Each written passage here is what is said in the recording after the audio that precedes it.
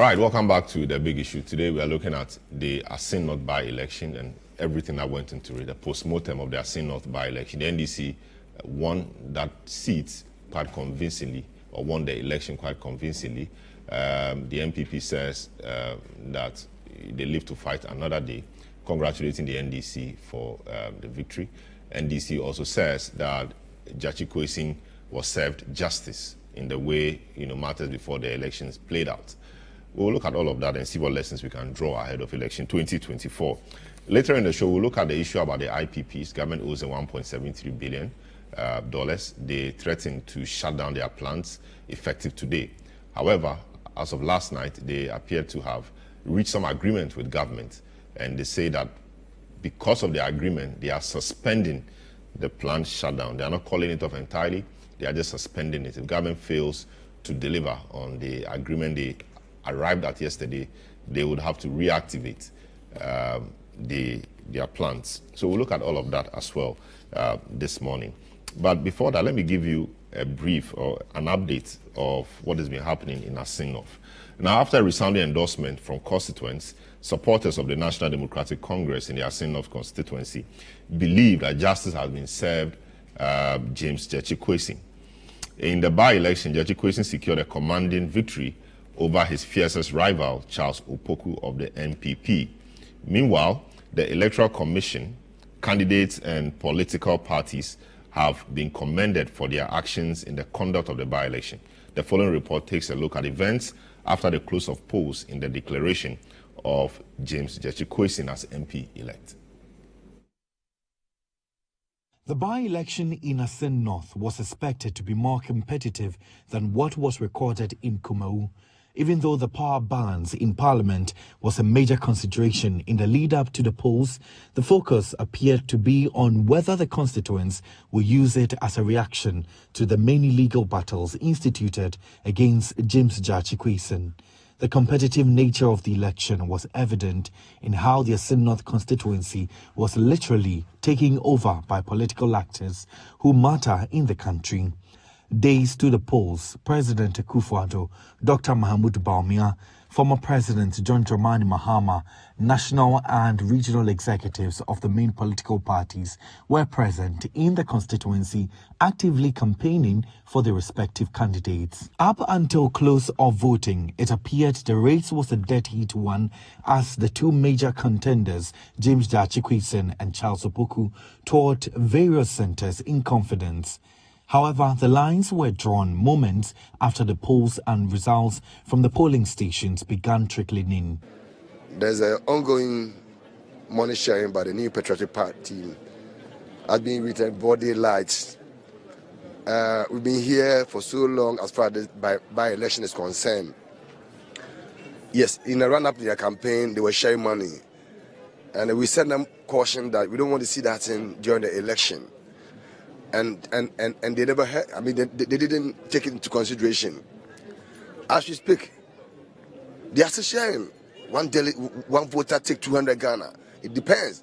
One voter take 100 Ghana. And it's quite unfortunate. Why is our democracy turning like this? Something that can be your civil rights, it now turned to bargaining. And so we are using this opportunity to tell our brethren and sisters in the New Patriotic Party to desist from that. Since it's contrary to the rule of the game. How do you bump into the election ground to share money? It's neither here and there. And these are the things that NDC is talking about. And these are the things that we challenge you, the media people, to be hyping it. You need to speak without fear or favor. Because we are in this game with you people. And so when you, the media guys, are very quiet, yes, the innocent Ghanaian guys out there, yes, what would they think? And so I think it is the right time for you people to hammer on it. It is true. I can tell you the fact that MPP are sharing money. They are buying votes. Okay, so what is your evidence? But it is clear. When they are buying votes, do you expect them to show you money here? We've been in a game for so long. They are buying votes. They are here with the blowover and all those things. In their campaign, the blowover was following them. When they go to share, they just drop in 30,000, 25,000. That's what they did in the campaign. And so we have no surprise that they are still buying the votes here. But you people have to talk about it. You don't need to ask me evidence. I am telling you that NPP are buying votes. And so don't actually evidence. Because they will come in, we know the process. They are buying votes. Yes, of course. So as you heard it, it's like that. Have you seen money being shed? Somebody may just they make allegations, unsubstantiated allegations, and the people believe. They go around. Did you ask them how much we are sharing? If they have seen us sharing money, how much did they say? They never said it yet. So how can you say people are sharing money without any evidence? Well, you mentioned earlier that, they were sharing 100 cities and 200 cities. So who is taking the 100 and who is taking the 200? The women take 100 or what? Can we afford that? Over 40,000 voters here. Give everybody 100 or 200. Then let their people go and take as evidence and show you if we are truly sharing money. They have NDC people here. They should go there and take the money. Wherever they are, they should come to me or who to me is there. I find out whether he's sharing money. Out of benevolence, if I meet you and you say, oh, Coco, I give you money for Coco, which we do as politicians, you can't. Somebody comes to you, oh, Chairman, can you look at you and say because of voting, because of election, because people are making allegations, I won't give you. As for that one, I will, if I have. But you cannot use that as sharing money or inducing people to go and vote. Okay, sir. So how much would you typically give for cocoa? I just gave somebody 5 cities. Cocoa there, 5 cities. Here. But the allegations they are making is that they are sharing 100 cities and then 200 cities. That's not true. That is what I'm telling you. It is not true. They're just... If we are sharing money, they should have evidence. In today's world, camera, anywhere, anybody's phone can just take evidence, and then you use that. No, I've said that there is no, substance in what they are putting across. We are not sharing any money, but what I think is that the NDC is rather preparing the grounds to reject the results. They are going to lose. They see imminent defeat staring them in their faces. So for that matter, they would want to put together this narrative and then say that, look, the MPP is sharing money, and that is the reason why maybe they lost the elections. Look, they have lost the elections, that is it. We have not shared any money. I'm the national organizer. We have rather waged an effective campaign. We had just about 2 weeks to campaign. Our candidate has really proven that he is indeed popular because of his philanthropic nature. He's done a lot for the constituency, and then we as an MPP, we have also executed a number of projects in this constituency. We've been going around, myself and NADMO Director General, I've been going around from morning up to now. So far we can say that the atmosphere is very calm, it's conducive. We just have 2 more hours to go to end of polls. It is the expectation of every Ghanaian that these elections will end peacefully, and it is our commitment from the NPP that these elections will end peacefully. Nothing but peace, yes. Well, I believe that the witnesses have already told you the personalities who came into this polling station to come and incite violence. None of them was an NDC member. From what I have gathered, there was a black Land Cruiser that came to pass. It caused a bit of commotion because although the driver of the vehicle was operating the vehicle, it brought attention to the vehicle. Another vehicle came and crossed it. They got down. It turned into a free-for-all on the streets of Assin North.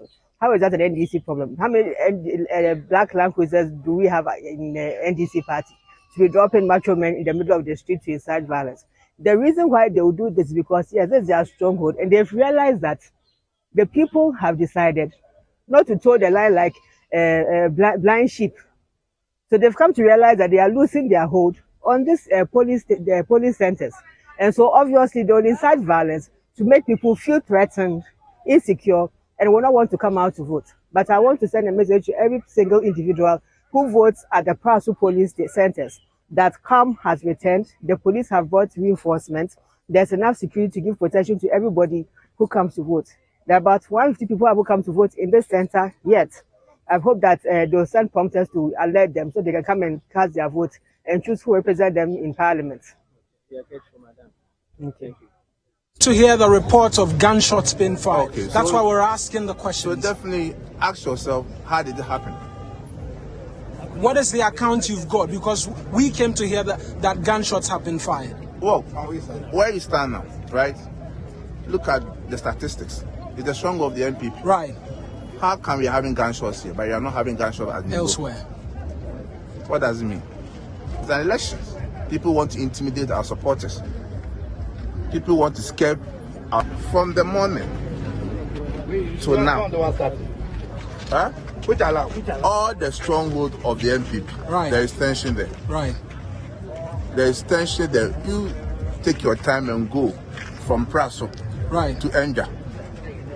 Look at what is happening there. The tension that is brewing over all these places. Surprisingly, when you go to NDC stronghold, Pasofiningo, the place is quiet, there's no tension there. And we have men in uniform who are supposed to make sure that there's law and order. How can people come here and be shooting? How can people come here and be slapping people left, right, center? An election that people are going to vote to decide who should be their member of parliament. Right. Does it have to turn into a war? It became clear that James Jachikwesin had maintained his dominance in the constituency just as he did in 2020. It was all joy as most polling stations as the NDC members jubilated at the trend of winning various polling stations. The victory of the NDC is coming again, and the people say, hey, Joe,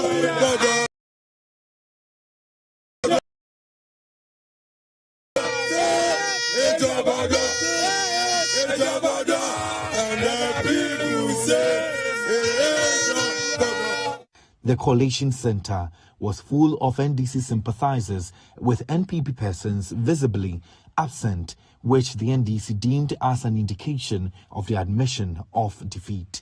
Member of Parliament for Buem, Kofi Adams, who was in the constituency to support the party's candidate, explained what the victory meant to the NDC. You know, in 2016, we lost both presidential and parliamentary.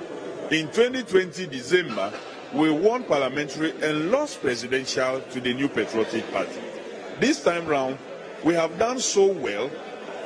Our votes reduced this by-election by less than 200, whilst MPP lost more than 2,000 votes as compared to what they got in the year 2020 December. So it should tell you something, that there's a trend. And I'm happy for the trend, and I'm happy that our strategy we adopted has worked for us. We just need to correct it, check a few things, and see how we can adapt it and push it to the national level and prosecute our 2024 campaign, adapting some of those strategies. The election was observed by the Coalition of Domestic Election Observers. It was described generally as an improvement compared to previous election. However, issues of vote buying, firing of gunshots and alleged intimidation were some of the mishaps identified. But the National Coordinator of CODEO, Albert Kofi Annan, in an interview with Citi News, praised the Electoral Commission for a good job done and urged DEC to work towards perfecting their processes. It has been a very successful election. We CODEO sometimes operate by looking at the setup of the whole process. That is how the Commission starts the election process. Then we look at the voting, and then thirdly, we look at the counting and the declaration of results. With regards to the setup, we look out for how the polling station layout is, the comportment of the people or the staff who are going to conduct the election, and these were all done excellently. They went through the process by showing to the people the number of ballots issued to the station, the number of people that are going to work there, the ballot boxes empty, shown, and all that. And then again, you will find out whether the process was started on time. We're supposed to start elections at 7 o'clock. And throughout, our people are telling us that wherever they went, the process started on time. And that is what we actually want. And then you also go into whether the process itself was okay. The balloting. Did anybody complain that the name wasn't in the register? We never had anything like that. That means the PVDs were working. The EC at about 10 p.m. on Tuesday declared the results in favor of James Jachikwesen. In the person of Charles Opoku of the New Patriotic Party, secured 12,630 votes. Candidate number 2, Selorm Adonoo of the LPG, secured 87 votes. Candidate number 3, James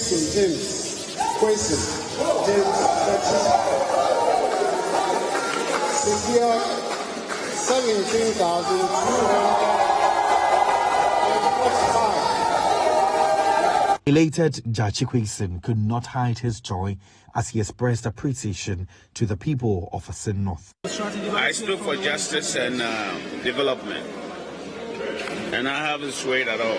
I'm still going to be pursuing the same agenda because that's the mandate that Assin North people have given me. Now, this is a victory not just for myself, it's for the people of Assin North, and in fact for the country Ghana. Hopefully one day we'll pursue a good direction of justice, and also to realize that politics is not about sharing money to citizens and get a vote.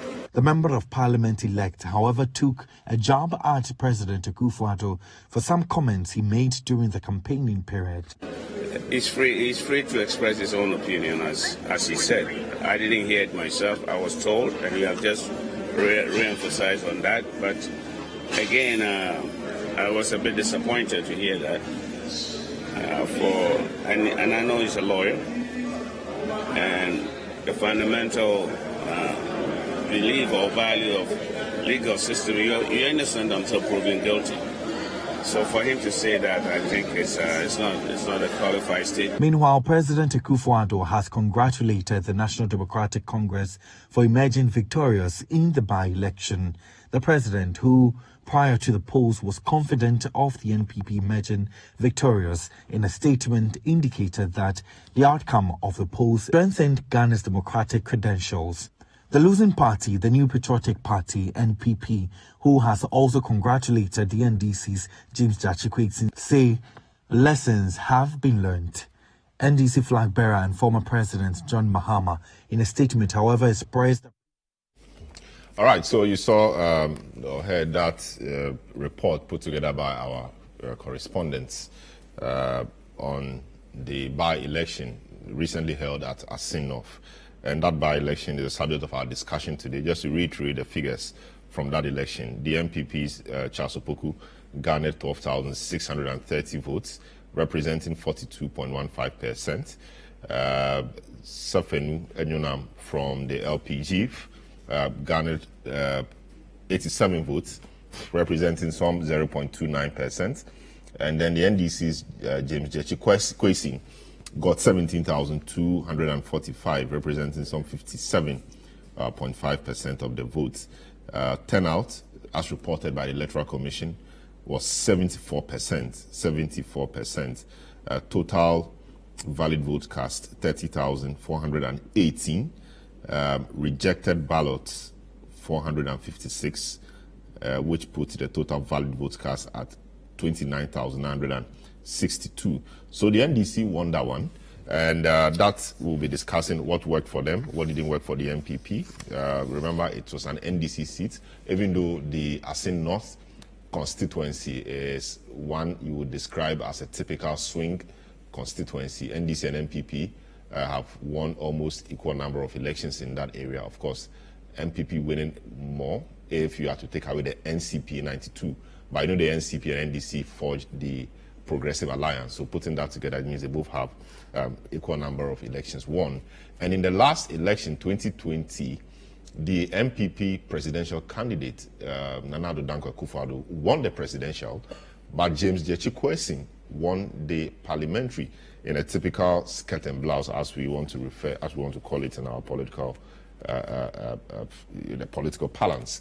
So James Jachikwesen suffered a number of issues, including the fact that the court ruled that election to be null and void because he was not eligible according to the courts, at the time he filed his nomination, according to the laws of Ghana.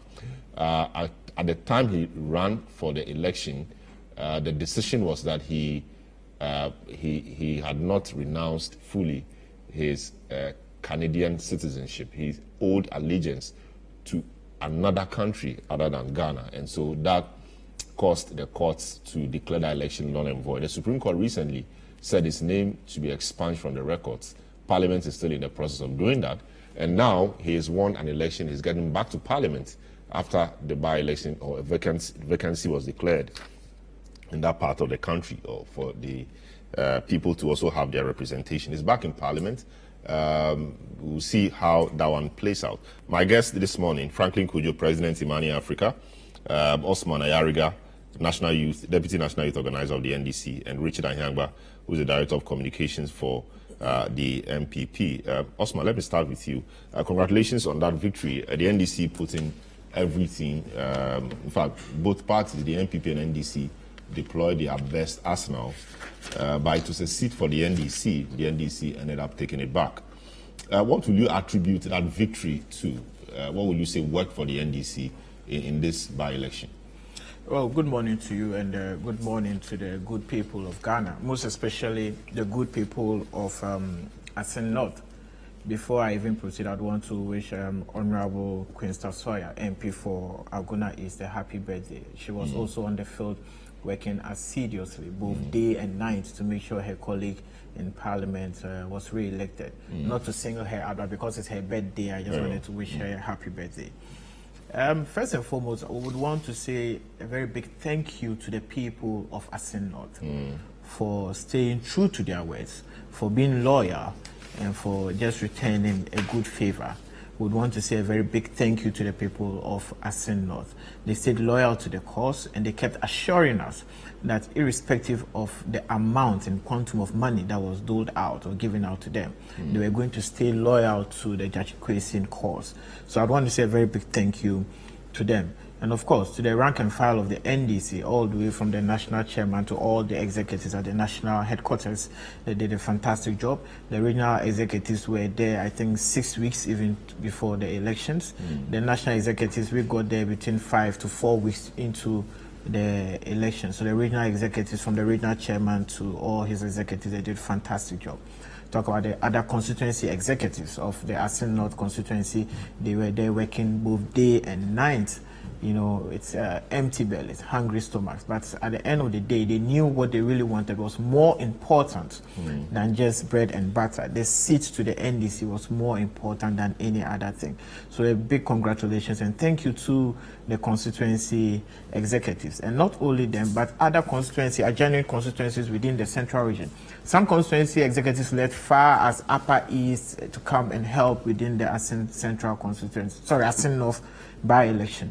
We also had regional executives coming from all 16 regions to come and help in that exercise. So the NDC approached the election, as you would call it, as a national election.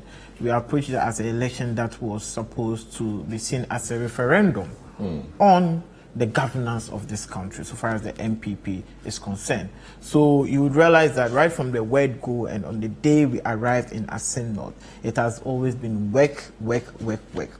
We worked our heads off, we worked our minds out, we worked every single fiber of our being out in that constituency to make sure that we secure the victory, because we wanted the rank and file, especially the grassroots of the NDC, to understand that this NPP government, led by the incompetence of Nana Addo Dankwa Akufo-Addo and Bawumia, will be taken out come 2024. And Assin North was just a dress rehearsal to what we're going to do to them come 2024. But Assin North was your seat, so is your seat? Yes, yes. I'll come to that. I'll come to the details of that. Yes. Kumewu, you didn't really do much. You lost because it wasn't your seat.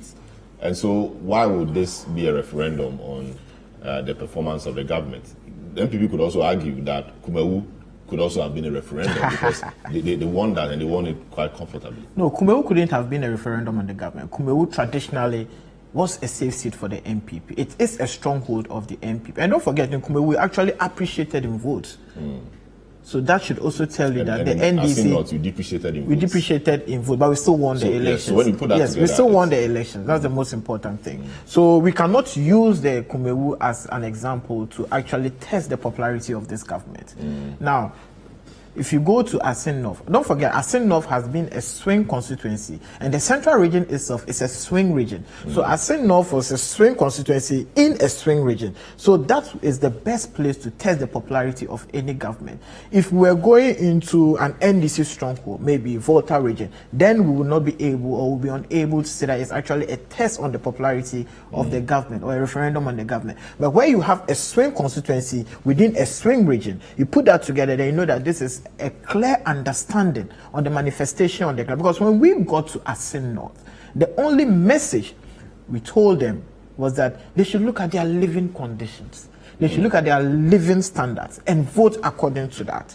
So it wasn't really about vote buy, because we didn't even have the resources to buy votes. We only went there with a message. We spoke to the minds, the hearts, and the conscience of the people of Assin North, and they bought into what we were telling them, because they lived. We will come to the issue of vote buying, but I'm not sure you only sold a message. You sold a message. No, we sold a perfect message. We sold a very perfect message. You sold a message and you sold other things too. Yes, but we sold. We'll come to the issue of vote buying. Yes. I mean, we'll discuss that quite in some detail. Let me talk to Franklin Cudjoe. Franklin Cudjoe is president of Imani Africa. He's witnessed many elections, and Assin North, I don't know how different Assin North will be for him. Hello, Franklin. Welcome to the program. What would be your impression generally about how the vote in Assin North panned out? Dechiko Isin retaining his seat, generally appreciating in terms of the percentage he got. In 2020, he got 55%, yes, 55.2%. But this time around, in terms of the percentage, he made 57.5%. And you know, what do you make of how it turned out, all the issues that characterized the election and all of that? Good morning to yourself and your producers and everybody listening, including the gentleman in the studio. Well, listen. This election should not have been happening in the first place, right? I mean, you know my position on this matter already. It was just a simple travesty of justice that was doled out to Dechiko Isin. We wasted money unnecessarily in order to conduct another by-election. We could have avoided all of this. This whole thing was so shameful, extremely shameful, that we should not have even started this enterprise, this what I call evil enterprise in the first place to start with. These are strong words, but why will you say it shouldn't have happened at all? Because I mean, it's the loss of Ghana we're looking at, and the gentleman at the time. Please, I don't want you to sway me. Very well, but I just wanted to point that one out. Yes. You see, my adjectives this morning are very measured, really. What I'm saying is that, you see, we are organizing a democracy, and we should be moving forward, growing our democracy in leaps and bounds. We should not rely on all the vestiges of vengeance, what I call, when somebody wants to nail you by all means, especially when the state wants to nail you by all means, all sort of methods will be employed. I'm not making any references to any inducement here and there, but look, we are not children. Certainly, you are not a kid. You cannot tell me that this whole exercise itself was actually was positively minded. I don't think so, not at all. Anyway, I'm on the side of value for money and not wasting time and wasting resources of a country. I mean, we knew we were going to get to this same scenario anyway, because Chachi was going to contest again and was going to win. By all means. So what is the point in going through these roundabout way of trying to get the so-called justice and then eventually landing at the same pot? We just wasted lots of money that could have been used to remove schools of shame, schools that are supposed to be conducted in a civilized manner, but are currently being conducted under trees and people sleeping on the bare floor and all of that. We could have used those monies positively. You know, my estimation is that we must have spent close to, if not almost 30 to 40 million Ghana cedis just prosecuting this whole agenda, right? That could have saved the country with some schools under trees. So sometimes when we take decisions and we are making decisions, we should have a holistic view of it. I'm not here to question the judgment at all. I mean, the judges did what they thought was right. But obviously, I'm saying that I would have been a bit bolder and say that, look, given the mechanics of all these cases, the cases that, the gentleman is involved with, well, let's just let him pass anyway, right? Because clearly speaking, this was not, and let me leave that. Let's talk about this Assin thing. As I said, it was an evil enterprise that should not have birthed. Unfortunately, it birthed, and it birthed a stillborn. Stillborn resulting in the defeat of the defeat of the ruling party. And of course, a rebirth of Jachikwesi.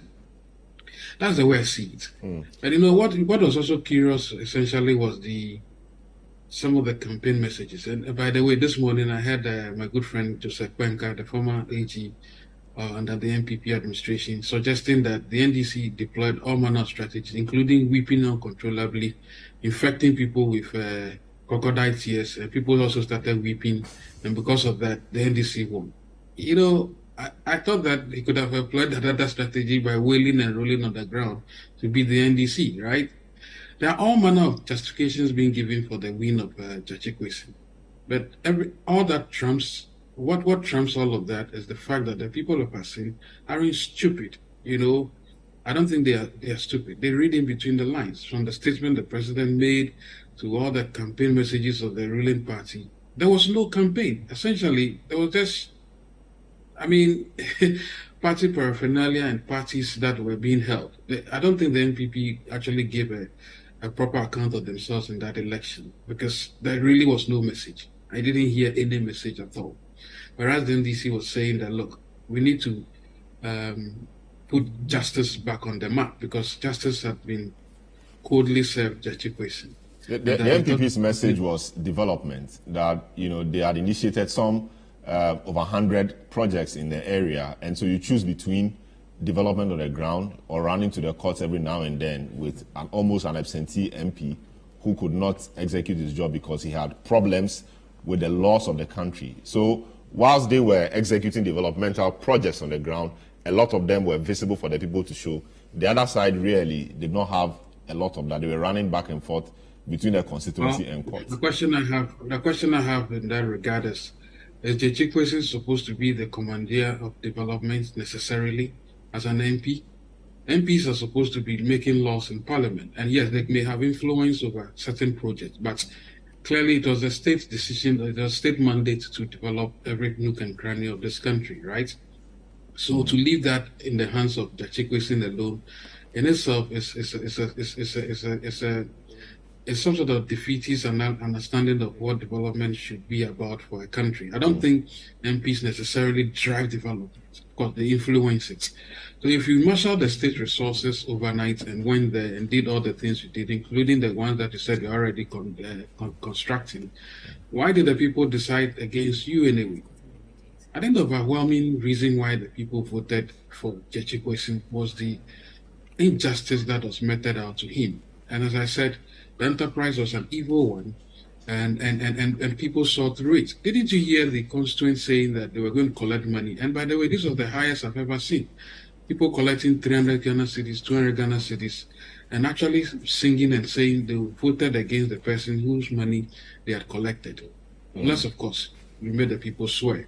But the point is, it was clear that essentially there was no message. For me, the message was Jachikwesi was this criminal guy walking about and then trying to impose himself on the people of Assin. Well, the discussion we're having now is actually moot because the people of Assin saw through the smokes and screens, smoke screen, if you like, and then decided the way they decided. So, for me, it was a clear case of justice, really. I see. But do you think that, as the NDC is trying to let us believe, this election actually was a referendum on the performance of the ruling government? I mean, do you share the same view that this actually depicts the fact that the country is not doing well or the people are unhappy with the government? Can we make that conclusion from this particular result? Well, some sort of inference can be made. Don't forget the CDD's Afrobarometer rounds of surveys have consistently pointed to the fact that over 85% of Ghanaians disapprove of the work of my good friend Adonoo. They say he's done a shoddy work, over 85%. I think that number could grow to almost 95% if they did another round right now. So I suspect people, the NDC making inferences to that, they cannot be, you can't fault them, you know, and indeed the fact that there was some incremental votes against the 2020 election, and even Kumewu, which was a dominantly led by the NPP, you saw the NDC marginally gain some votes. So yes, the NDC seems to be maintaining its votes or momentum and probably increasing a little bit more.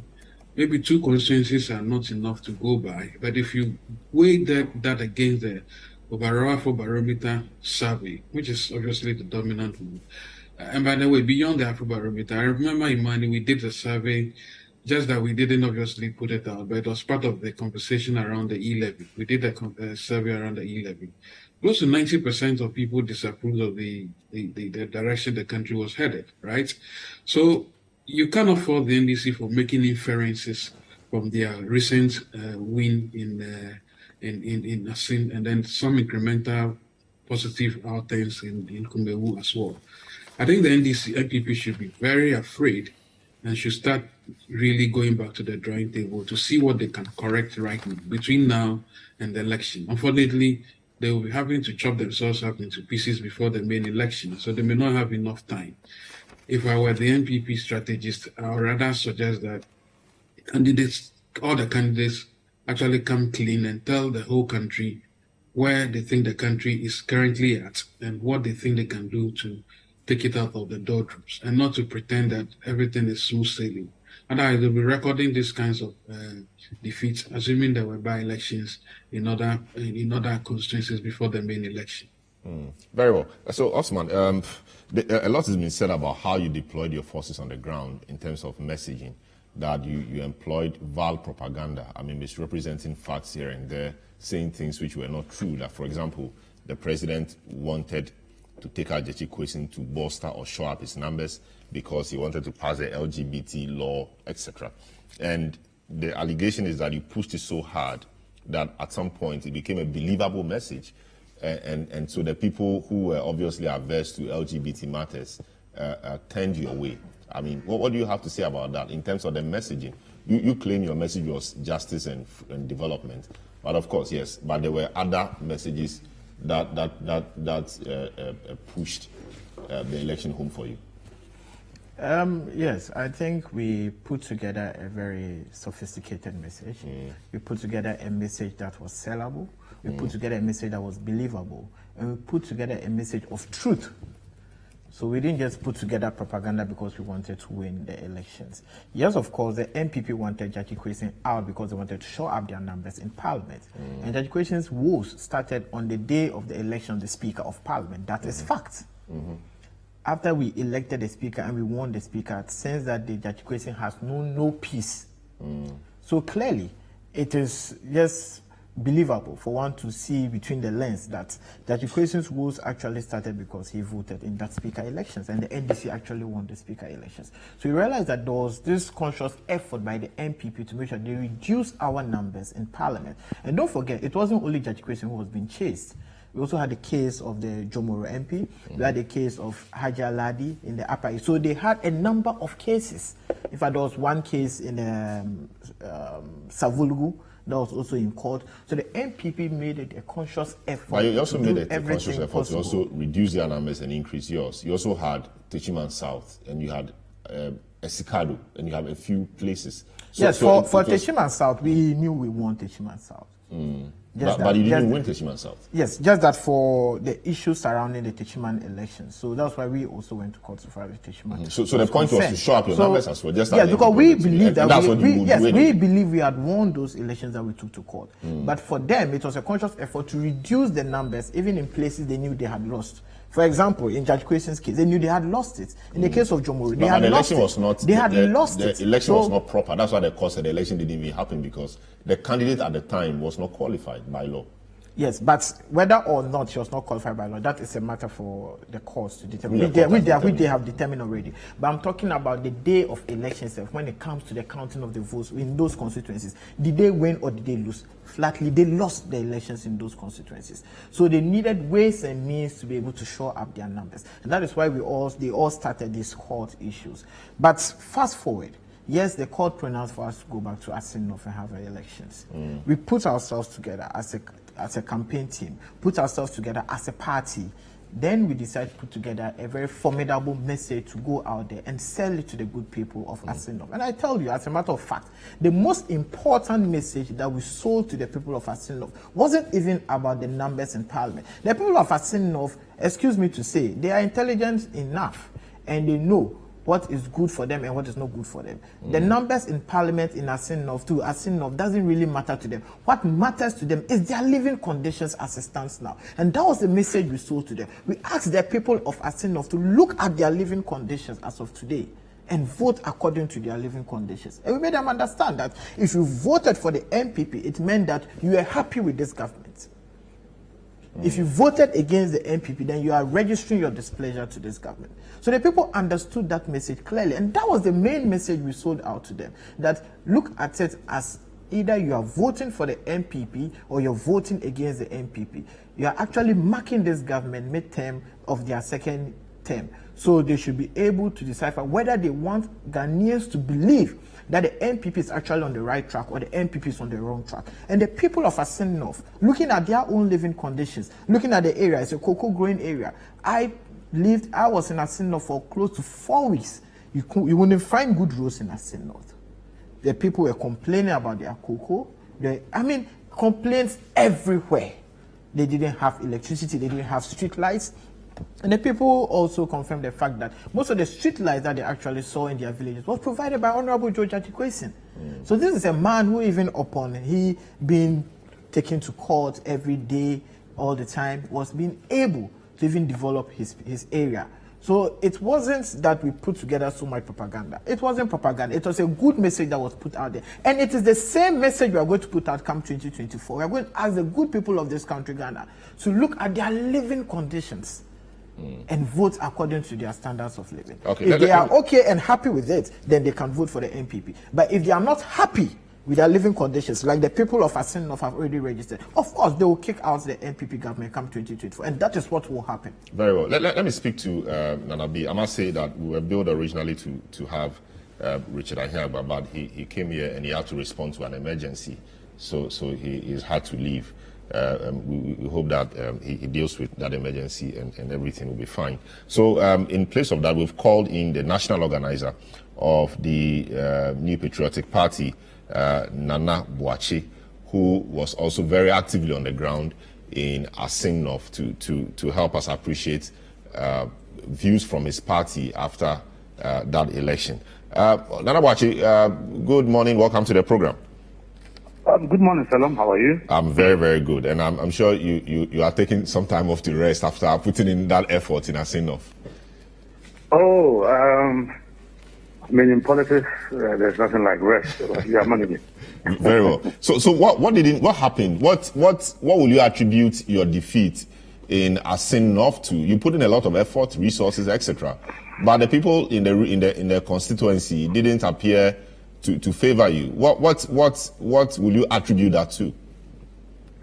Once again, good morning and good morning to your panelists and your cherished viewers and listeners. Historically, we've never had this political, by-elections where we've had two by-elections within just a space of about a month. We had Kumewu, ending of May, 22nd May, and then we had Assin North, 27th of June. You go to Kumewu, you notice that this was a seat we were holding on to, but clearly in 2020 we had a challenge. The sitting MP then had 51% of the vote cast, and then there was a strong showing from an independent candidate. And then during the by-elections, it moved from 51% to 71%. and we had majority of the vote. And the difference between the MPP candidate and then the NDC candidate who came second, the gap was quite huge. And then quickly we moved into Assin North. The seat already was within the comfort zone of the NDC. They had won the seat with close about 2,500 or so votes in the year 2020. And then we were going into this election. For me, I think that, first of all, we put in our best. Secondly, this was a seat the NDC was holding on to, and then we had wanted to snatch it. We had elected a fresh new face so we marketed Charles Opoku just for about 10 days. And I think that the party operated very well on the ground. But the people of Assin North spoke. I mean, let's congratulate the NDC for this win, for this victory, and then also Honorable James Quayson for this win. For me, the bottom line is that this is democracy. Democracy spoke loudly on the day. You go to one by-elections, you have won overwhelmingly, and then you come to one by-election, and then you have lost. The narrative being put out there that because the NDC were able to hold on to the Assin North seats clearly is a projection of victory for them is quite it's laughable, because just about last month or just about some few weeks ago, the NPP also won Kumawu. Are you saying that the people of Kumawu also did not speak? Are you saying that the people of Kumawu also did not consider their living conditions? Well, I think their argument is that Kumawu was a safe seat in Ashanti, a safe seat. NDC never won it before. But Assin North was typically, I mean, one you can describe as a swing seat, which really is what it is. And then it's also located in a swing region. And so, considering the fact that the NDC and NPP have won it almost equal number of times, and even the last election, the president won the presidential, NDC winning the parliamentary. I mean, swing states, swing constituencies don't get, typical than that. And so this was a good ground to test the popularity of government policies. Yeah, I think that your argument, when we're going to Kumawu, a lot of political watchers also said same. A lot of people, in fact, on your show, we had a lot of political watchers saying that they are expecting a low turnout in Kumawu because of the prevailing economic challenges. They are expecting that even in an unlikely event, they were even expecting MPP to lose. They made all of these. Maybe that would have been because of the independent candidate who had put up a strong showing in 2020. But fortunately or unfortunately, he did not show up this time around. Yes, properly. that is why I'm trying to say that these same political watchers said same during the Kumawu by-elections. And then we go into Kumawu, and then we rather win with a bigger margin. Okay, Assin North, yes, your point, I can accept your point to some extent. But clearly, that enclave, that portion of, it used to be Assin North. When Assin North was whole, it was, the MP was Honorable Kennedy, Akumpeko Japan. And anytime you speak to him, he will tell you that that part of the constituency is clearly an NDC constituency. Because anytime there is an election, you will see that that portion will go for the NDC. So even going in there, myself, I was stationed there for 3 weeks. Yes, I noticed it. Yes, Honorable Adonoo won it. But don't forget that they've won it twice now, 3 times. And you could see that largely they are in favor of the NDC. Although it's a swing, as you said, that is why I'm saying to some extent I can agree with you. But there was a seat. The principle is that it was a seat the NDC was holding on to. They were occupying that seat. Honorable Quayson won that seat by close to about 2,500. So that is why I'm saying that now you go into Kumawu, we're holding on to that seat. And then we won it. And then they also come into Assin North. They've had that seat twice. Honorable Ambry won it. The first time was created, right? And then Adonoo came in, and then they won it again, and then they've repeated the same victory again. So for me, I think that anybody at all who will say that it is because of the prevailing economic challenges that probably will be analyzing this wrongly. My thinking is that I was listening to you. I mean, they put a lot of falsehood. a lot of falsehood. I mean, if you say that we wanted to show up our numbers because we want to pass LGBTQ, LGBTQ. No, as in what I said. No. Yes, that is what I'm saying, that there were a lot of things, that there were a lot of falsehood they put out. Okay. Because for me, Selorm, we had executed a number of projects in the constituency, and this started years back. We have 32-kilometer road right from Brasso to Assin North. We have Agenda 111 coming up, a district hospital, very big, huge, coming up. We had constructed an astroturf for them. We have done the Asempana Kushian Road. Before you get to Kushian, you get to Atiano. We've done all the roads. We've done the Briku town roads. We've done the Akonfede town roads. We have executed quite a lot. And rural telephony during the NDC period, they had put together only 2 rural telephony projects. We had, during this 8-year period, or six and a half, we have put together 9 rural telephony projects. So in terms of projects and infrastructure interventions, we have executed a lot. In fact, if you put together educational intervention, health, water, sanitation, if you put together road network and all of that, we have completed close to about 120 projects. 120 projects. And so, I mean, in the midst of all of these economic challenges, that is what we've been able to do. So, in that constituency, they have received their fair share of the national cake. But as I said, this is democracy. For both political parties, we entered Assin North peacefully, and then we promised and pledged that we're going to exit peacefully. We had the elections, the NDC won, and I think that is a wake-up call for the MPP. It is a wake-up call for the MPP. And this was stated in the press by a statement by the General Secretary. So yes, we've won in the space of just less than 2 months. We won 1 by-election, and then, I mean, there are some political lessons we have learned. Some I may not be able to put across on the show. Some will be for internal consumption. But largely, we committed ourselves to waging an effective campaign in Assin North. We put together a very strong team. We were there day and night, campaigning in the rains.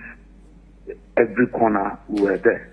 But then when you do all of these things and then you vote, the people spoke, and they spoke loudly in favor of Honorable Christine. And that is it. So congrats to Honorable Christine.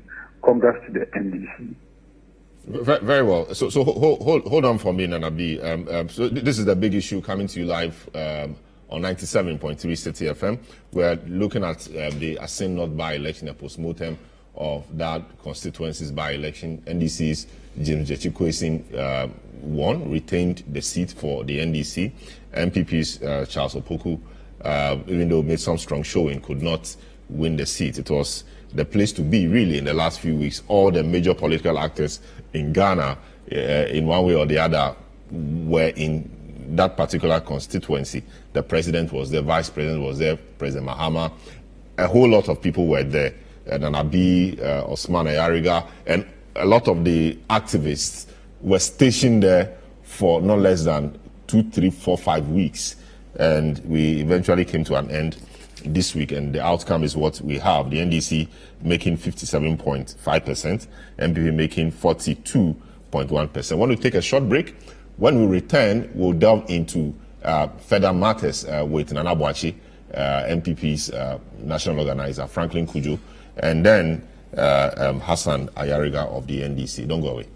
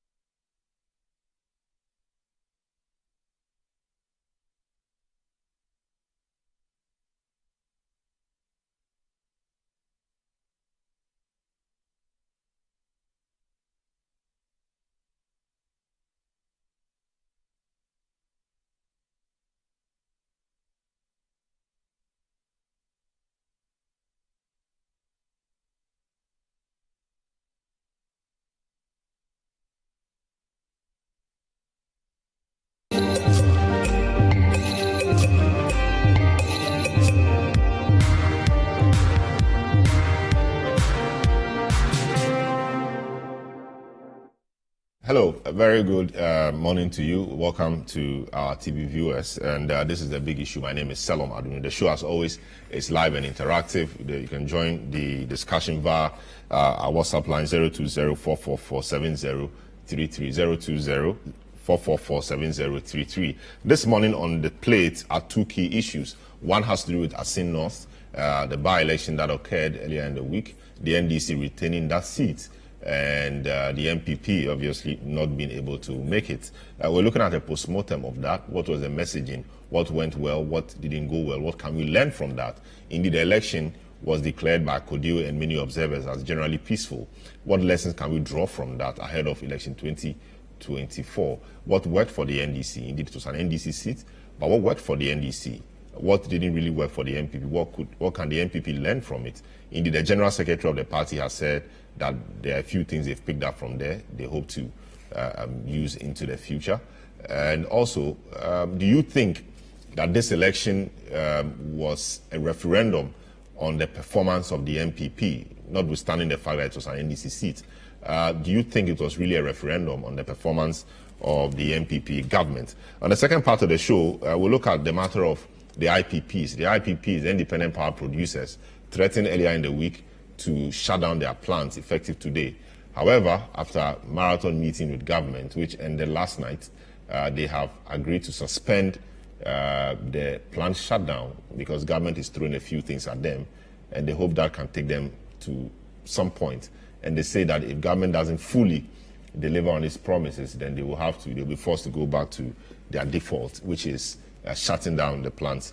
And the implications of that shutdown will be very dire for Ghana's already struggling economy.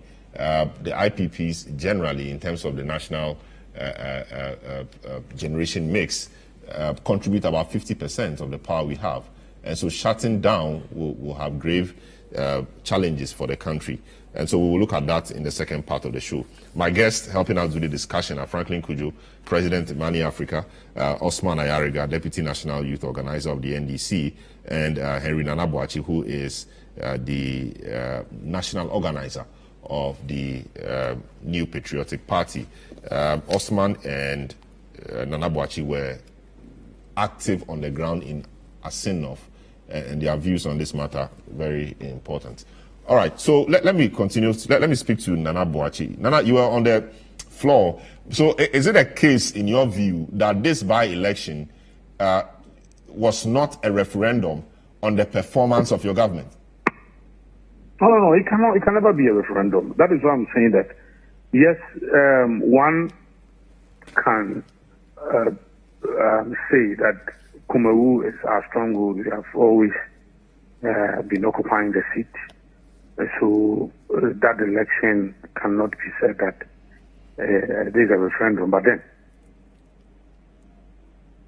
you have 51% in 2020, and then the people decide to give you such a big boost. And we didn't forget the 63% turnout in Kumewu is one of the highest. For the past 20 years, we've had almost about in 16 by-elections, including Assin North, recently held Assin North by-elections, and the Kumewu voter turnout appears to be one of the highest. So if you have your people coming out, Assin North was 74, which is higher than. Yes. So now, yes. So both Assin North and Kumewu,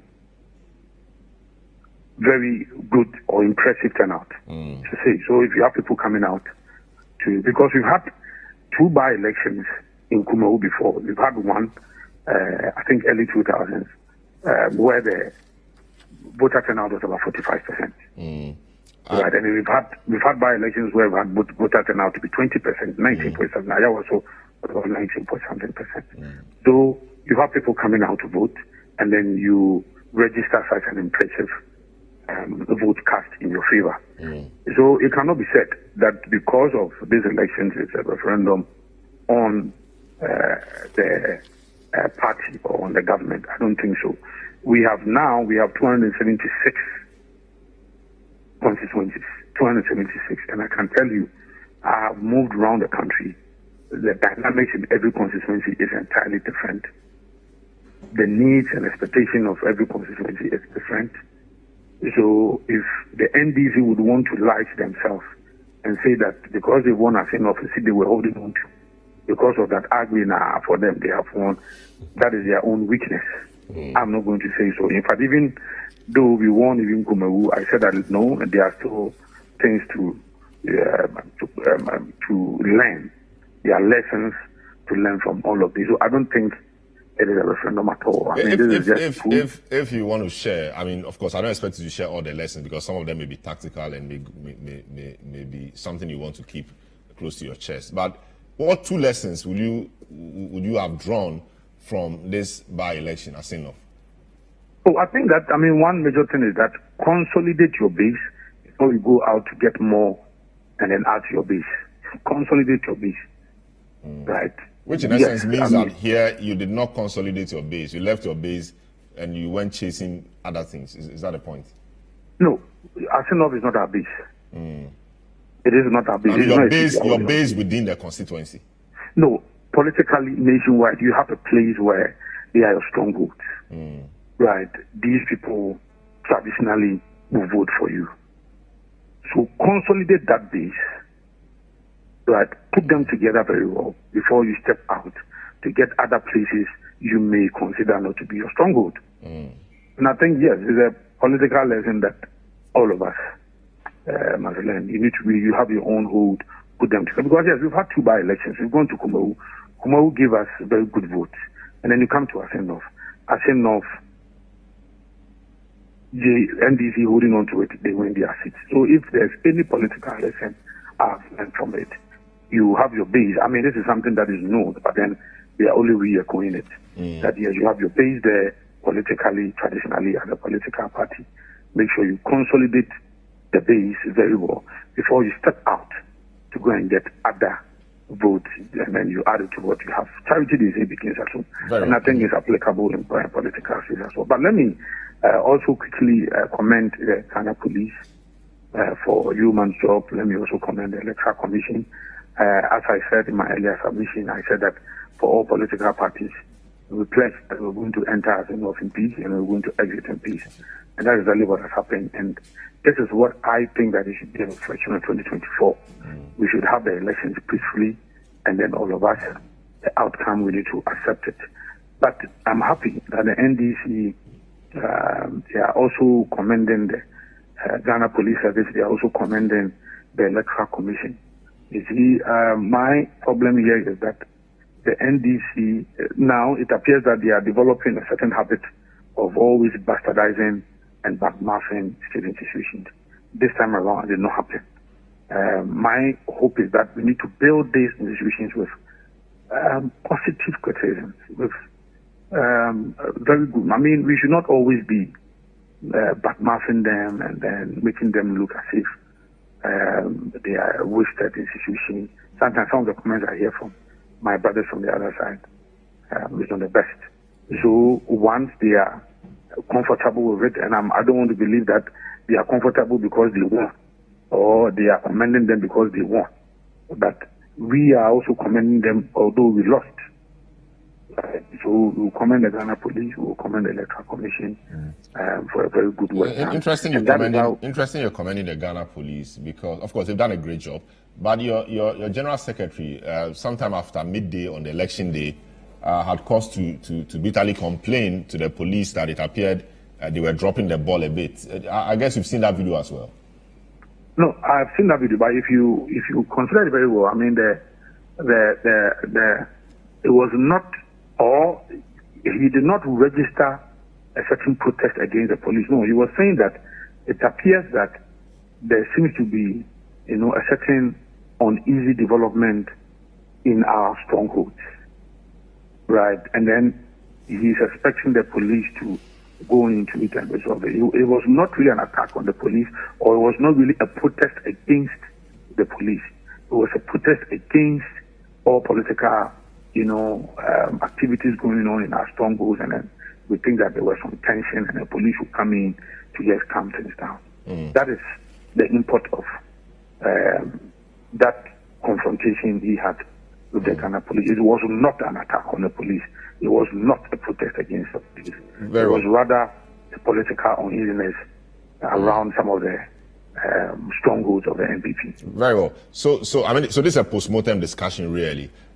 Your candidate did not have a vote in the constituency. He had a vote in another constituency. We understand Takwa also, and that became an issue politically on the ground. Even though legally, he could still contest in the election, and he did.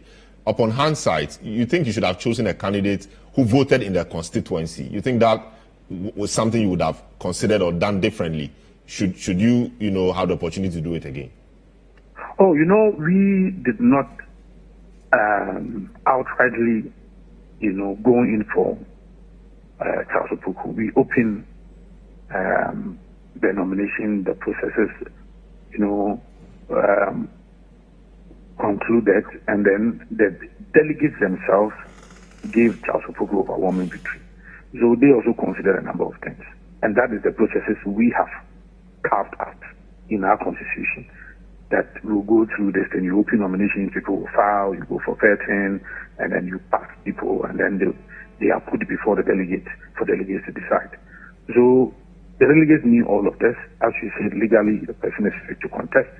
And it became a campaign message for the NDC. In fact, one of the strongest campaign messages the NDC put across was the fact that why would you want to vote for somebody who cannot even vote for himself? It is, so they said it. I have not assessed the impact of that message yet. We have actually commissioned a lot of people to do independent research. But I have not assessed it. I cannot come onto your show and say that because of that particular thing, maybe the people voted against him, or it was part of the issues people considered, the Assin North people considered, and then they voted against our candidate. It's early days yet. We have put together a team aside, yes, and they are going to bring us the research. And we will consider that. But then we did not select him. It was not as if it was a process to select one person. And then maybe the executive sat in Accra and then we said, we're choosing this person. No, it was a process that was all inclusive. It brought everybody on board. We have close to about over 400 delegates in that particular primary. There were 2 people involved, and then they chose him. Very so well. We are yet to find out whether indeed it was something that worked against him or not. Very well. I'll come back to you. So we look at other matters in like messaging, etc., and what we can learn from all of that, the court case and a few other things. So we'll come back to you briefly on that. If you allow me, I just wanted to make one point. I heard my brother making a certain point. You see, we should not. I mentioned the fact that there appears to be a certain development where the NDC would always want to badmouth state institutions like the EC and then the Ghana police, but then also to the judiciary. For me, it is also, I don't want to use the word worthless, but it was not good on the part of the former president, especially when you've been president before. And my brother Ayarega, his senior brother, benefited from this by-election in Boko Central. At the Mudraman Sekandi, he was an elected MP, and then again it emerged that he was holding on to dual citizenship, and then he was put before the court. It was the same applicable laws then, the same applicable laws, and then the Electoral Commission ordered that there should be a rerun or there should be a by-election in that constituency. And my brother has benefited from it. Your senior brother is now the MP. So, and it's the same law. It's not changed. It was the same law, perjury and forgery. But right, yes. The same law. It could be maybe the facts. The facts may be different, and the facts are important in law. Nana, you know that, right? The facts are quite important. No, I'm coming. The facts may be different, but if you consider the fact is that at the time he was filing, that is a material fact. At the time he was filing, was he holding on to his dual citizenship? Court of Appeal Cape Coast said yes. High Court Cape Coast said yes. Court of Appeal in Accra said yes. and then Supreme Court. So at the time he was filing, he was still holding on to his Canadian citizenship. Very so well. at the time he was filing, did he at any point around that time, had he committed any crime? Yes. So the matter yes, is still the facts may be different. The matter is still no. The reason why I say so is because when people say that it appears that the MPP has turned the judiciary into a political arena, and then the former president mentioned it, and it appears that it was an inspiration spearheaded by the former president for his people to also be lambasting the court, and people saying that he's being harassed, he's being politically harassed. Because but was that statement that statement? I mean, I've heard it in in different shades. But another one is also being attributed to the president, the sitting president, who is a lawyer. His comment on the jailing of the man, that you cannot work from jail. Selorm, listen to the tape very well. Yes, I listened to it even this morning. Come and manipulate the I listened to it this I'm morning. coming. I was there. I was positioned right behind him. Yes, and when he made the comment, I saw the look on your face. No. What I said was that, no, in fact, the president had started, he premised his statement on the fact that the former president came here and said that he, Mr. President, Nana Danko Akufo-Addo, His Excellency, he and his government are trying to manipulate the court processes against Mr. Kwesi. And that was what the former president said. So in his response, he said, no, how can the former president say it? How can the former president say this? Because, see, you have been president before. And during your tenure, you appointed an attorney general who also prosecuted. And anybody saying, I would ube to me. No, it is because former president said that, yes, even if the man will be in prison, they should go ahead and vote for him. So then the Excellency was saying that how can the former president say this? Because if you are in jail, how can you be executing these projects? How can you be serving your people? I see. So for me, it is not fair that you just, try to cut a certain portion of his speech to suit a certain agenda. Listen to him very carefully and listen to the entire tape. As I said, he had premised his entire comment on what the former president came to say, that yes, you go to prison, you vote for him. Then Mr. President is saying, no, why would you want to vote for somebody the former president say you go to prison? If the president is in prison, how can the president serve you? Very well. So please, it is not correct that His Excellency the President sought to meddle in a case that is already before the law court. It is not correct. He had premised his entire speech on what on a previous comment made by that the is former why I was president. saying that it is not fair for all political parties, political operatives, to be bad-mouthing institutions. Because you see, whatever happens, if you have a matter, you only have to go to the court for redress. You can't do anything. You cannot do anything. And that is a kind of constitutional arrangement we have adopted. And that's the society we want to build. And that is the society we want to build. So today, if you are happy with it, then you will praise the institution. Today, if it doesn't go your way, then you'll be bad-mouthing the institution. That culture should stop. That is why I'm saying we have lost in Assin North, yet we are of the view that the Electoral Commission did well, the Ghana Police did well. We are of the view that the NDC conducted themselves well. We also did the same. We entered Assin North in peace. So it was a good election, more or less. It was a good election. Exactly. I mean, similar to that of Kumawu. The same thing. We praise the police, we praise the Electoral Commission. That is how we build institutions. Nana, I'm so grateful for your time this morning. Thank you so much for making time for us on the big issue this morning. So Nana Boakye, Henry Nana Boakye is the national organizer of the MPP. He was very instrumental on the ground for the MPP in the Assin North constituency. So, Osman, yes, you were on the ground. Yes. I honestly wish Nana Boakye himself was here in the studio so that I tried to or shared most of the things he has said, especially the fact that most of them are not factual and most of them are not true. And I'll pick them one by one. One, no one within the NDC made the LGBTQ a campaign message. That must be taken as a fact. It's not the first person saying that. No, I mean, people actually said that before the election.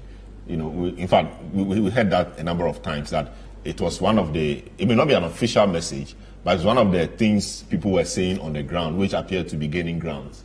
Well, it wasn't a campaign message by the NDC, and I've told you the NDC's campaign message.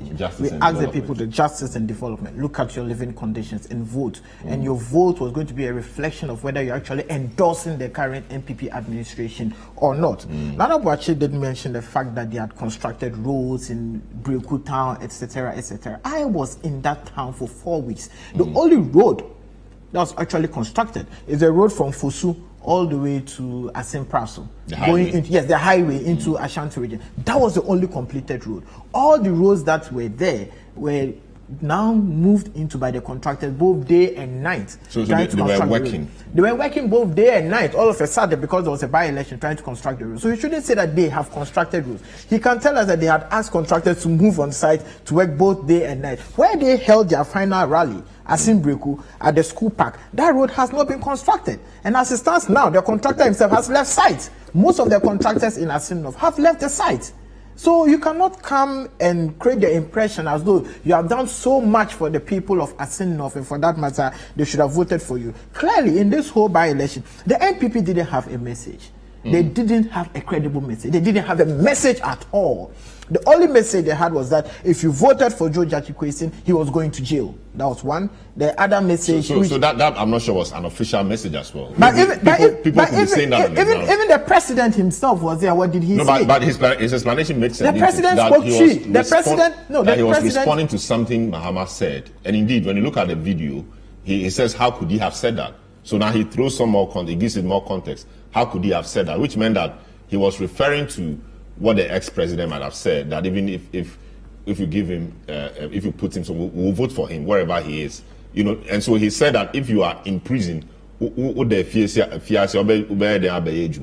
know, so that is the context he has provided. And don't forget, the ex-president was also responding to their campaign message, because they started a campaign message by telling the people of Assin North that if you vote for Joe Jachikwesin, he was going to jail. So we told them that still vote for Joe Jachikwesin, even if he goes to jail, still vote for him. And the people of Assin North told us that they will still vote for Joe Jachikwesin. Even if they put him in jail, he's taken to jail, they will still vote for him. If he comes 10 times, once he's eligible enough to contest, even if he's in jail, they'll still vote for him. So the former president, John Dramani Mahama, was also replying or responding to the NPP. Then the president of the land, a lawyer that I expected so much from him, also made this, excuse me, a very reckless statement, saying that, I mean, if you are in jail, mean that he had already pronounced judgment on the candidate. If you are in jail, that's a condition statement. No, in fact, he spoke say, which could also mean that when you are in jail. So, I mean, you don't expect, I at least expected someone of his caliber, a lawyer of his standing, to be making such a statement on a campaign platform,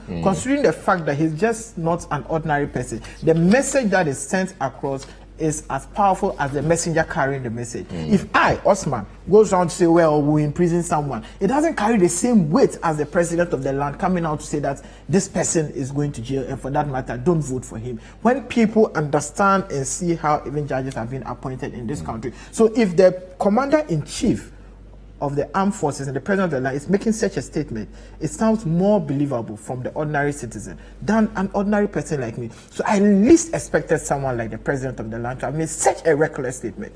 So as I was saying, they didn't have a message, they didn't have a strategy, and all they did was a fanfare. I saw Nana Boakye in Assin North. I saw Musa, I saw Richard, even though he's not here. In fact, for Richard and the rest of them, most of their high-profile members, every time I saw them, they were sitting at a popular joint called Wife 2. All they were doing was eating and having fun. That was all they were doing. Every time we were traversing and campaigning, they were having fun. And that gave me some satisfaction. They knew that, okay, and they were not here to work, they were here to have fun. So let them have fun. And with those who were here to work, that's not fair. So, we've also seen him, I've seen some of them at key places, moving things, campaigning, speaking to people and getting things done. Of course, you have to eat to fuel the body to work. That's it. That most of the time we were going up and down. I always saw them there having fun. So I'm not surprised that kind of results that came out. Because if you're supposed to work, we were working on empty stomachs. We didn't care about food. I used to eat just once and sometimes I wouldn't even eat at all. And I'll be campaigning throughout the day, throughout the night, because what was there for me to take was more important than food in my belly. So for me, once I saw them always having fun, I was satisfied. I was okay. I knew these guys were up for distraction. Now, the next issue has to do with the roads. One, Breku roads have not been constructed. You made that point, yes. yeah. The next thing was that most of the roads, for example, for Gangam and for Ghana Camp, etc., most of those roads were actually awarded under the NDC government. No, but Nanabu didn't say they have constructed all roads in the area. He didn't say that. Yeah, and I'm trying to tell you, no road has been constructed in Assin North. So when we go to Assin North, it's now they are constructing the roads. Now they've halted again. Now they've halted again. If you go to Assin North today, no town north has been completed. No town road. I'm telling you, as a matter of, I have been there. You should mention just one town. Go to Breku all the way to the Chief Palace. The roads have not been constructed. They just did the drains and they did the first layer of the what they call the gravel, what they call the filling, before they now do the seal. No roads have been tarred in those towns. It's now they're trying as much as possible to speed the process. You go all the way to Gangam, you go all the way to Ghana Camp, you go all the way to Kushe, you go into all of these villages, go into Assin Praso town itself. Roads have not been constructed. If you talk about the main highway from Assin Fusu all the way to New Edibiasi, yes, that road has been constructed. But don't come and create the impression as though you have done so much and the people didn't vote for it. The people didn't vote for it because nothing has been done for them. Now, the next issue I want to talk about, and I hear most of their communicators, whenever they see me on air, try to point it out to me, and your brother benefited from this, your brother benefited. They are getting it all wrong, and I'm surprised. And Nanabi, a lawyer he is also getting his facts wrong, getting the facts wrong from even his own party's history and getting the facts wrong even from the court. There was no by-election in Boko. So if you come and tell me that my brother also benefited from it, I don't see where this is coming from. There was no by-election in Boko from 2009 to 2012. Honorable Mahama Ayariga, the MP for Boko Central, contested in the 2012 elections and won. The point is that the so how did he benefit? How did he benefit from it? No, the candidates had difficulties with the law, so that frustrated his efforts to even come again or to prosecute a campaign to win. So the benefit they're talking about could be as a result of the candidate himself being frustrated by the law and so could not put up a good campaign, which would have affected his chances. That would be what it would be. Fair, but however, those facts are different. Adamu Sakande, as of when he was even a member of parliament, was still traveling with his UK passport. So let us not compare carrots and sticks. That's what I'm saying. How about the definitive point of nomination at the time of filing the nomination? That is a very crucial point as far as the law is concerned. At the time of filing his nomination, who you mean, Adamu or Judge Christian? Both of them. At the time of filing nomination, Adamu at the time of filing his nomination, Adamu at the time of Adamu at the time of filing his nomination had not even started the process to renounce his citizenship. Yeah, but starting the process. I'm coming. He had not even started the process of renouncing his citizenship. After he won as MP, was still traveling with his UK passport. So this is someone who clearly, from his intent, didn't have plans of renouncing his citizenship. So there you can now impugn the criminal intent of perjury. But this is someone who started the process. But at the time of filing the nomination, the process was still ongoing. It was left with the last part of the renunciation. So before the election, the process had already completed. So these are two distinct cases. And you cannot take the ratio in the case of Adamu and want to apply it here. That will be a misapplication of the law or misapplication of the justice system. So I'm surprised that Nanabi being a lawyer, the president being a lawyer, everyone is trying to just misapply this case. And they all go and take the Adamu case, hook, line, sinker, and want to force it down our throats that the same fate will now hit Judge Christian. So I think it's so unfair that people like Nanabi would want to go down this lane with the NDC. Let me bring in Franklin Kuju. Franklin, a lot has been said about institutions. The NDC itself, in their comments and in a lot of things they've said in the past, they didn't appear so happy with the police and principally the Electoral Commission. It appeared that we did not see this play out in this particular election. The NDC has not said anything bad, at least, about the performance of the EC in this election. Neither have they spoken about the conduct of the police in this election. What does it mean for our growing democracy, even for these two institutions, that it appears both of them have delivered quite satisfactorily in this particular election? Let's not also forget that because it's a very contentious by-election, the level of resources that were available were deployed. The challenge would be if it was an entire national election where the resources would be spread thin. But we cannot take anything away from the institutions, the police especially. I think they did good work. I think at some point I don't know how true that story was about some deployment of military people. I don't think it happened, right? Otherwise, the police did a good job, and we need to congratulate them. As I said, the real issue, the real test is in conducting a whole national election where resources would have to be appropriately apportioned so that we wouldn't have any challenges that we had in the last election, the major election. So it's a good thing to do, and it's good. It's good. It's also good on the parties, the NDC and MPP, to be seen to be congratulating the security agencies and all the institutions that have ensured that a good election was held. So it's a good thing. I think the only challenge has to do with trying to sway people from monetizing the election, as well as also for doling out money to people, and that is a difficult one to battle. But I think once the investigations can be done and people who give these monies could be traced and then if maybe prosecuted. But that's going to be a tall order. I would say that the money in our elections will be difficult to fight, but I urge every voter who is minded to collect these monies, ask for more, in fact, and then vote their conscience, really. So of course, we heard Kodio say, for example, that the usual missing, situations where some names are not found, cannot be found on the register, machines not working well, etc. Elections not starting on time. We do not have any of these situations here, and that clearly should be a good thing. And the police too, they appear to have engaged better. I don't know if it is a new administration of the police service or it is just because it's a small election. But of course, we also saw smaller elections. We saw Ayaso West Wogon. We've seen Chereponi. We've seen other elections in other regions, which were also small elections, but under various or different police regimes. So, we saw how this particular regime engage the political parties, telling them of their expectations, also getting feedback from them, etc. Is that not a thing to be said for how this process is being managed, notwithstanding that it's a small election and resources were concentrated in a particular place? Hello, Franklin? And I forgot to mention the fact that... Hello, can you hear me? Yes, go ahead now. Hello? Yes.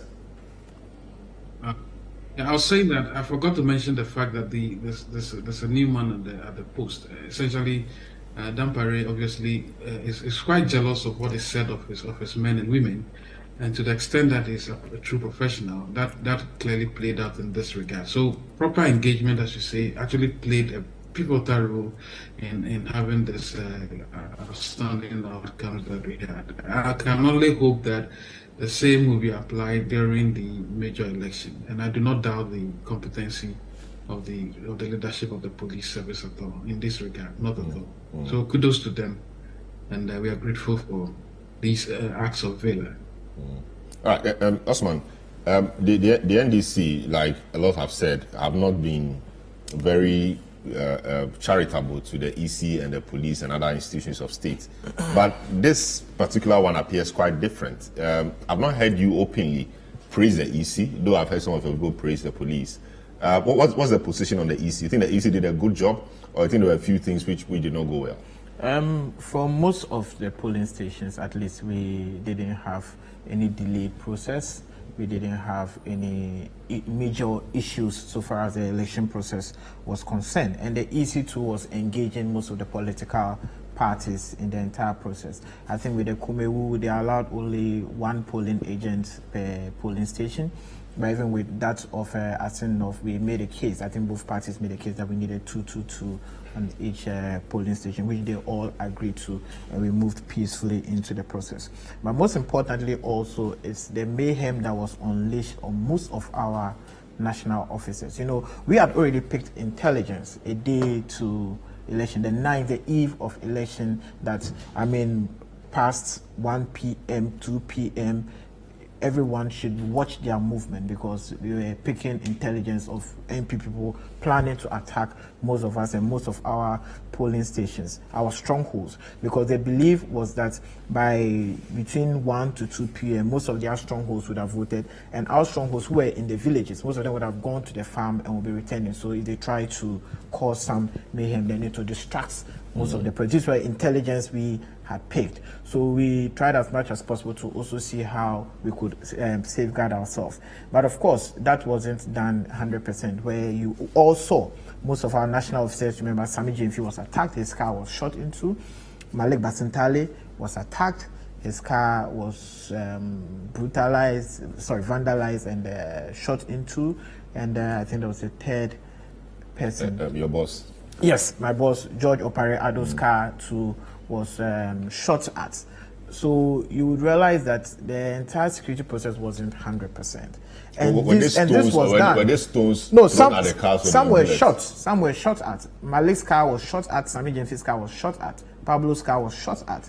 Both stones and what do you call it? Pump action. Guns, yes, in Assin Praso.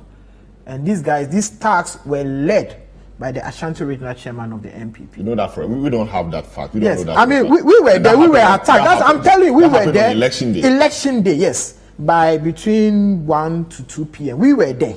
So we saw the action. But at that moment, trust me, you don't remove your phone and try to video people who are walking towards you to attack you. I mean, all you needed to do was, you know, try as much as possible to secure yourself to safety before you think of if you could gather evidence. But these were things that were happening, and you can go there and investigate. I'm sure you will find some corroborative evidence from the people down there who are not necessarily active members of the NDC or MP, who will tell you that we saw this person, we saw that person. These were the kind of attacks that were going on within their stronghold. But have you reported these attacks? The police, yes, the police were there. The police actually came to the rescue of most of them, because Sami had moved. Pablo was also on the other side. Then the police arrived, because the police that were there at the time were not armed. There were police patrol teams that were armed. They saw they saw what happened. You know, allegedly Assin Praso electoral area. Yes. You can find out and from the police did not service. call them for questioning. There was nothing like that. I don't know whether the police has called them yet, but these are things that will all follow up. So until the police patrol came, because most of the police that were at the polling stations or polling centers, they were not wielding weapons. Those that were wielding weapons and their gears were those in the pickups who were patrolling all over the constituency. So these were also pockets of violence. And I mean, we never in any way attacked any person, because we knew that we needed a peaceful election to have won this election. By realizing they were losing the election, they just needed to distract the election. So I mean, this also should serve as a caution to them that they shouldn't try any of this come 2024 December elections. They may have gotten away with this because we were focused on winning the election. We didn't want anything to distract the elections, but they shouldn't try any of those violence come 2024 December. And I would also commend the Ghana Police Service. I think they did their best. I witnessed what happened in Kumewu. Kumewu was relatively peaceful because there were police everywhere. The visibility was high and the mobility was high, and they were everywhere to make sure that there was peace. Whenever they hear any pockets of violence, within 5 minutes they were there. And that was exactly what they tried to do in Assin North. But unfortunately, there were some packets of violence. I think the IGP should take up the cases, even if the political parties have not reported, because most of their policemen were putting on what they call the body cams, the cameras on them. So they should be able to get all these footages and try as much as possible to arrest all the people that were engaged. But have you followed up? You said you reported. Have you followed up? Yes, yeah, the party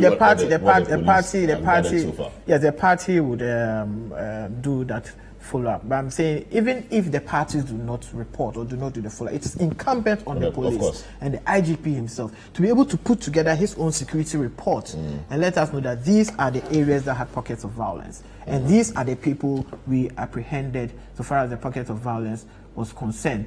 Just when we went for our own what do you call it, youth elections in Cape Coast. I mean, pockets of people slapping each other. They were all arrested. Some were even arrested as far as Tamale. Some, they went all the way to Sunyani to arrest them. Because they had run away to those areas. Yes, but the police could go there and arrest them. And these are, this were, I mean, these are just normal fight. People slapping each other for youth elections. There's nothing normal about that. Yes, I'm saying that. It's I'm trying to make a point. I'm trying to make a point. If we had our internal elections and people, due to disagreements, were slapping each other, and the police was able to apprehend them as far as Sunyani, Tamale, Boga, etc., then in a by-election where people were actually shot at, then the police should be able to arrest the people that perpetrated the shooting. So we will not take any excuse whatsoever. So that's why I was making the point that if people slap each other and they were arrested, then people who actually shot guns should have been arrested by now. I see. This is a big issue. Coming to you live from our studio here, Citi TV, obviously. We're also live on 97.3 Citi FM. We are on Citi Tube on YouTube. You can join the discussion as always via our WhatsApp number 020-444-7033. We are discussing Assin North and all the things that happened, the post-mortem discussion we are having on that by-election.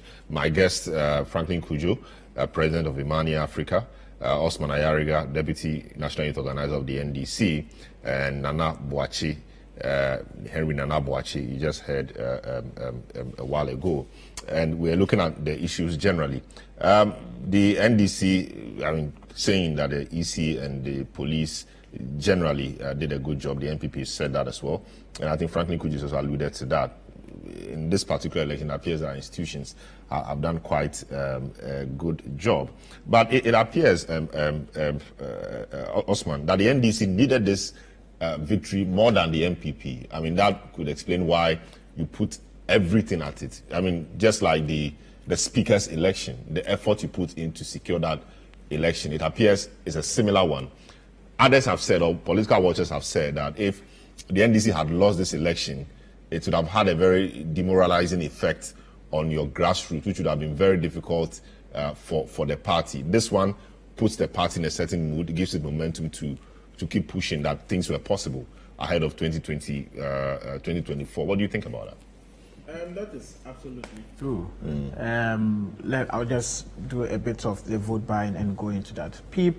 Some people feel that, well, the NPP is in government, and for that matter, they have all the resources to buy votes and win the 2024 general election. That's what some people think. Some people also feel that, well, they are in government, and for that matter, they'll be able to use the state apparatus and the state machinery to snatch the next general elections. Some people are of the opinion that it will be very difficult to beat the NPP come 2024. And we keep telling them that we have beaten the NPP before and we'll beat them come 2024 general elections. So this was just a dress rehearsal to the 2024 general elections. We told our grassroots that watch how we are going to beat them in Assin North. That is how we are going to beat them on a larger scale come 2024 in the general elections. We collated our results by, I think, 45 minutes, 1 hour after vote. We already had our results, 100% results, and we're just waiting for the Electoral Commission to announce its official results. So does this mean that you've resolved the issue about vote, the collation? Because we understand in 2016, 2020, these were major issues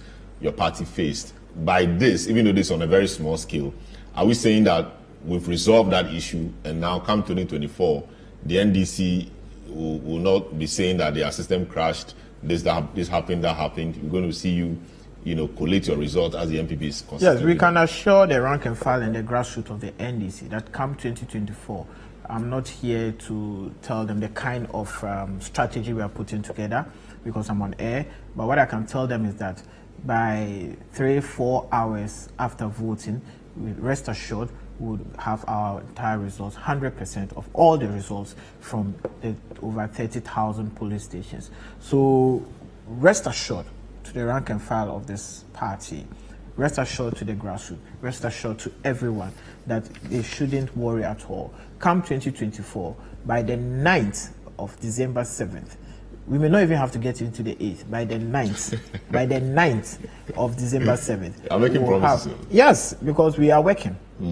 I'm not making empty promises. We are working with our able chairman, General Mosquito, our General Secretary, the entire national executives with the flag bearer, and the entire team working with the flag bearer, all the people working around. We are working assiduously around the clock to make sure it happens. So that's what I'm saying, that Assin North, within 45 minutes, we had our results. I don't know about the MPP. I don't know about whether the news item was right, but I think I saw a news item. Richard was saying their system crashed or something. I don't know whether it was true or it was a social media. I don't know whether it was true or it was a social media gimmick, but I think we heard them saying they didn't have results. But 45 minutes, I saw pictures of it. I mean, 45 minutes after vote, we already had our results, 100% of the results. So that's what I'm saying, that rest assured, because the general election is going to have both presidential and parliamentary. So if we're able to do this parliamentary within 45 minutes, then be rest assured in the general elections by the 9th, not even into 8th of December, by 7th of December that night, we should be able to call the elections for the NDC and John Dramani Mahama. That is an assurance from this current crop of national executives, regional executives, constituency executives, and the flag bearers office. I see. Franklin, just moving the discussion forward, I mean, there's this general discussion about how the country should begin looking at by-elections. Okay, I don't have Franklin on the line.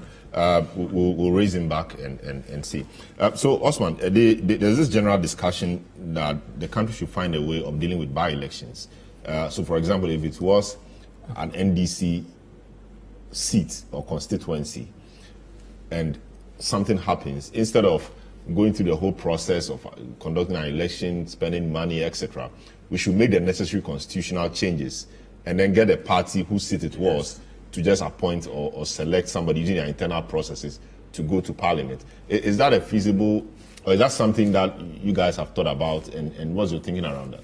Well, for that issue, I would give you my personal thinking. I disagree when people say that, I mean, once maybe NDC has won this seat and there's a by-election, NDC should just replace someone. But it saves us a lot of money. Yes, it saves us a lot of money, but also maybe the people living there are disappointed voting for that party and would want to. It's a 4-year mandate, and something would have happened in the middle or any time along that line to occasion the by-election. So whether they've regretted or not, they signed up for a 4-year mandate. Yeah, so once a by-election presents itself, it also serves as a marking scheme for both political parties to go out there and campaign. So for me, I do not buy into that school of thought, because I think the framers of the Constitution in their minds understood clearly why they put in the Constitution that when there's a by-election, it should be a fresh election, there should be polls and people should go out there and contest. I think they looked at so many variables and invariables before they arrived at that, and I side with that position of the Constitution. I do not belong to the school of thought that says that once there's a by-election and maybe MPP already has a seat, then once there's a by-election or the MP resigns or he dies, unfortunate event, maybe he dies, then that party should just have their own internal process and just replace someone there. I do not agree or buy into that school of thought. And people are looking at the costs involved. People are looking at the cost involved of conducting a by-election, the EC, the police service, the political parties, etc., etc. But what you need to understand is that democracy in itself is very expensive. So if we should keep spending money when we could have an alternative that would save us money. Well, that alternative, I doubt if it will save us money. The only thing it will save us is a by-election. But of course, there will be some internal processes that could also. But those will not be state money. That will be party's money. But it also depends. If your party that its seat is being contested is in power, it will still find a way invariably to get in there. Because it starts an NDC going into the by-election, it's not state money. Yeah, so what I mean is, the state must give money, or the Electoral Commission's money is money for the state, more or less, because it's a state institution. So money for the by-election and all of that is state institution. Moving the police to the area and all of that, that's money that we could use properly. Assuming we just organized a party event, a conference, to select a candidate, that wouldn't be too expensive. That wouldn't occasion the use of a lot of money for the state. But of course, that has a lot of things. It's not a discussion it's not something that can just happen. There are constitutional hurdles that we must cross, etc. But it's just, an idea that others have suggested and wanted to see. So are you guys also mindful of what will happen after the election? Now you have the court to deal with. It's a criminal matter. A day after the victory, Judge Kwesi was back in court. He'll be back in court on Tuesday, and a whole lot. Will he have the peace of mind to execute his mandate as a representative of the people? He'll be going to court almost every day. After 2020, after he was sworn in, he has been in court almost every day. And he has done or performed to the best of his abilities to develop the town or the people, also support the people of Assin North. I went through Assin North. You go here, they say, oh, this shed that is being occupied at the Chief Palace was built by Joe Kwesi. You go somewhere, they tell you this borehole was drilled by Joe Kwesi. You go somewhere, they tell you this street lights was provided by Joe Kwesi. You go somewhere, they tell you that these apprentices were being supported by Joe Kwesi. So clearly, this is someone who has the zeal, someone who honestly wanted to support his people, and he wasn't distracted by any court or any form of distraction coming from the court or the MPP. He was committed to making sure that he supports his people, he helps develop his area, he helps to, advocate for his people. So I want to also commend him because he has been a fighter from day one, and he continues to fight for the people of Assin North. Yes, he still has this court case lingering on his head, but we are very positive considering the set of facts that it will be very, very difficult, and if not impossible, that is our belief, it is impossible for any court to secure any judgment against Joe Kwesi as far as the criminal case is concerned, because of course you have to actually prove the action, that's what they call the actus reus and the mens rea.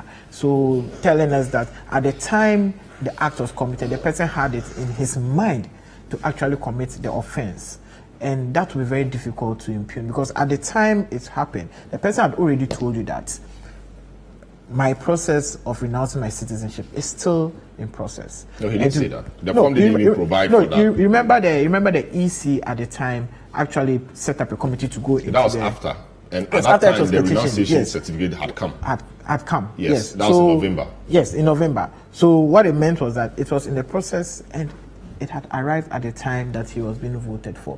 So it will be very difficult, for the Attorney General to be able to secure. We are very, very, very optimistic that Joe Kwesi will walk out a free man, considering the justice system we have. We are very, very, very optimistic, and the team of lawyers that are working assiduously around the clock, both day and night, will continue to work and make sure that he continues to walk a free man. And come 2024, he would win that constituency again for the NDC. That we are very, very optimistic about. As for going to court every day, I think he has been going to court. He will continue to go to court. Would we will accompany him. Would that serve his people well? Would that serve his people well? Instead of him to concentrate on the job of representation, he is now having to go to court every day dealing with his own personal matter. Wouldn't that place any stress on his job as a representative of the people going to court every day? Yes, it has, and it will. But he's ready to fight for his people. He's ready to die for his people. That is a man with a conviction. But that's not fighting for. That's fighting for himself. No, he's fighting for the people of Assin North. If he wanted to fight for himself, he wouldn't have even come to contest in the first place. His whole idea was to serve the people of Assin North. This is someone who has lived outside this country for over 40 years. He has achieved everything he wants to achieve.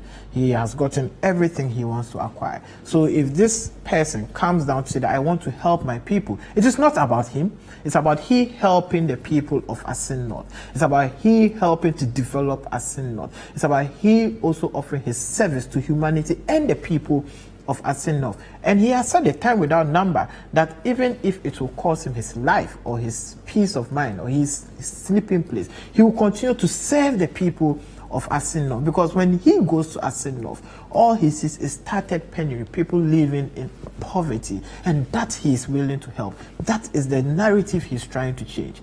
So people chasing him with the court case, with criminal prosecutions, left, right, center, is not distracting him. That is only making it, that is only making him stronger and stronger to fight for the people of Assin North. So as I said, we will continue to go to court. We will continue to accompany him. The court is not a slaughterhouse. It is a court where we go to seek justice. It's only a slaughterhouse that once a cow goes in, it comes out automatically as beef. People walk into the court and they come out as free men. We believe George Achikwesin will come out a free man in the name of God. All right. This is the big issue, 97.3 Citi FM. We will take a short break and then we'll return and look at the other issue on the table. I've been discussing the Assin North by-election and matters arising with Osman Ayariga, Deputy National Youth Organizer of the NDC, Henry Nana Boakye, National Organizer of the MPP, and then Franklin Kujo, President of Imani Africa. I will take a short break, return, and we'll look at the matter of the IPPs. They planned or they threatened to shut down their plants, which was going to pose difficulty for Ghana's power sector and the economy generally. Fortunately, they were able to reach some agreement with government last night, and so they have suspended the planned shutdown of the plants. We want to look at generally why, we've had to leave it to this last minute to broker that deal and what actually went into the deal. The state government owes them $1.73 billion. We'll look at all of that and what that means for the energy sector debt. This is the big issue on 97.3 Citi FM and on Citi TV and on Citi Tube. My name is Selorm Adonoo. We'll be right back and deal with the other issues.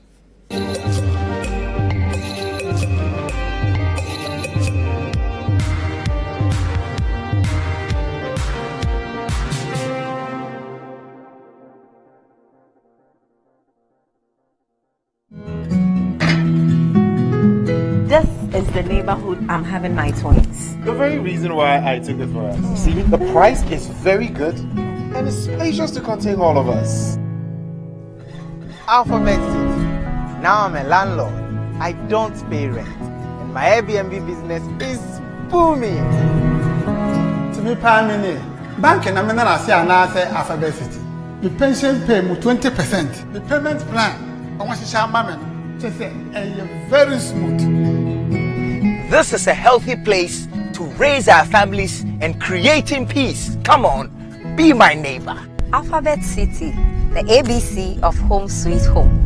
Alphabet City is a classy and peaceful gated community in Sakumono. We have 24/7 top-notch security and high-quality access roads. We have 3 bedrooms and 2 washrooms, 3 bedrooms and 3 washrooms with boys' quarters. We have 3 bedrooms and 4 washrooms. We have 2 bedrooms and 2 washrooms, all with beautiful kitchens and kitchenettes. Call Alphabet City on 0240-111119 or 050-44-99999. Alphabet City, the ABC of Home Sweet Home.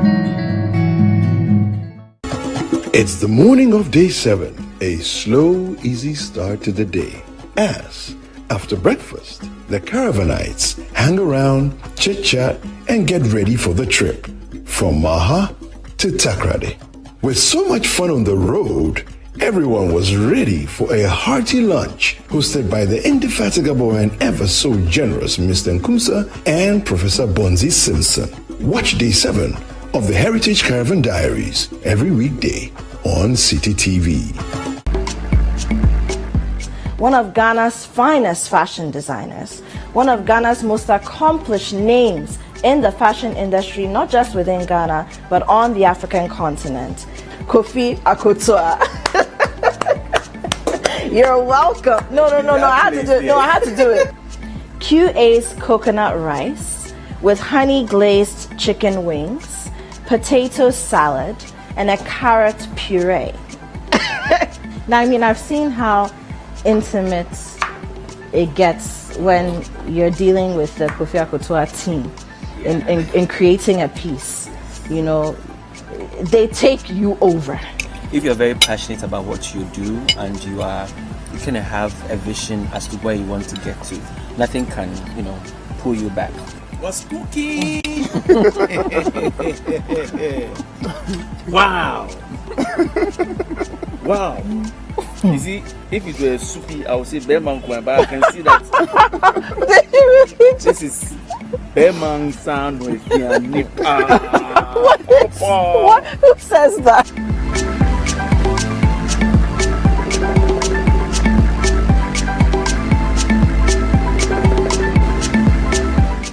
What's Cooking is brought to you by Tasty Tom Enriched Tomato Mix. Fakakra na ayebebre.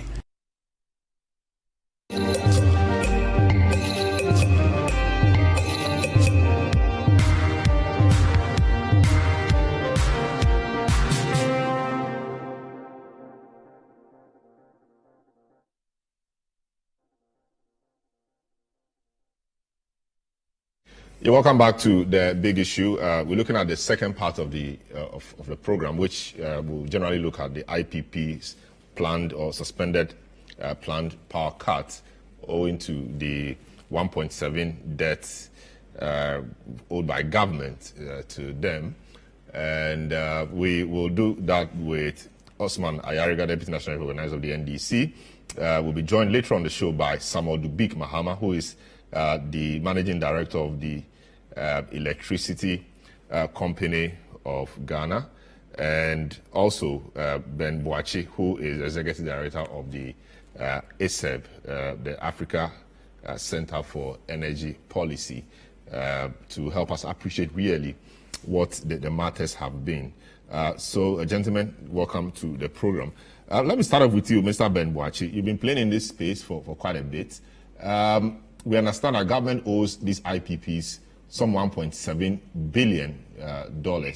I wanted to put in context for us how we got to accrue this huge bill of $1.73 billion and what the planned shutdown would have meant for Ghana's power sector if they indeed were able to carry through this threat. Thank you, my brother, and good morning to listeners, viewers, and panelists in the studio. Yes, I mean, how we got here, I think we've been talking about this for some time. And in fact, we knew that this moment could come as far back as 2014, when we thought that we needed to restructure the power sector, bring in private investment, and be able to avert these kinds of situations. Because power everywhere is a commodity that is sold and money recovered.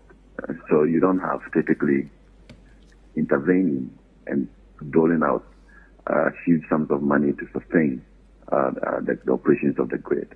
Ghana's situation has been worsening over time, not because we don't have plans to avert these, but because simply politics has intervened in the operations of plants for us to avert them. So we've seen consistent deterioration of the power system.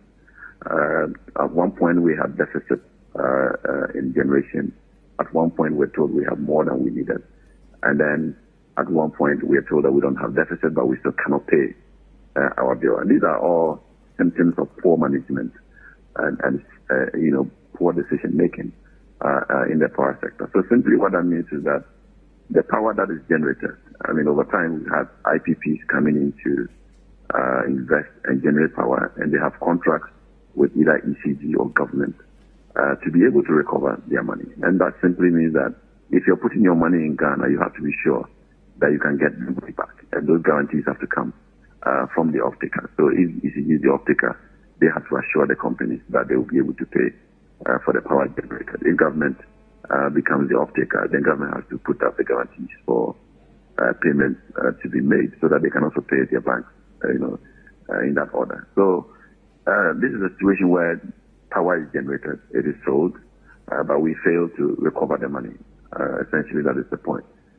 So the last mile, which is supposed to be ECG, that is supposed to collect the revenues, are not collecting as much as they should to be able to pay the value chain.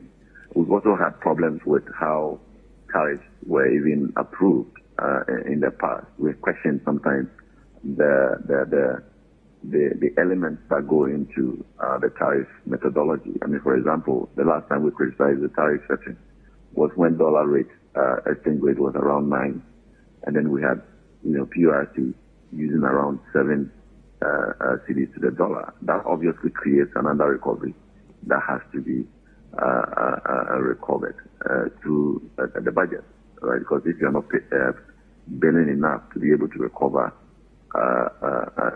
from the sale of power, then somebody bring the difference. So that is one bit.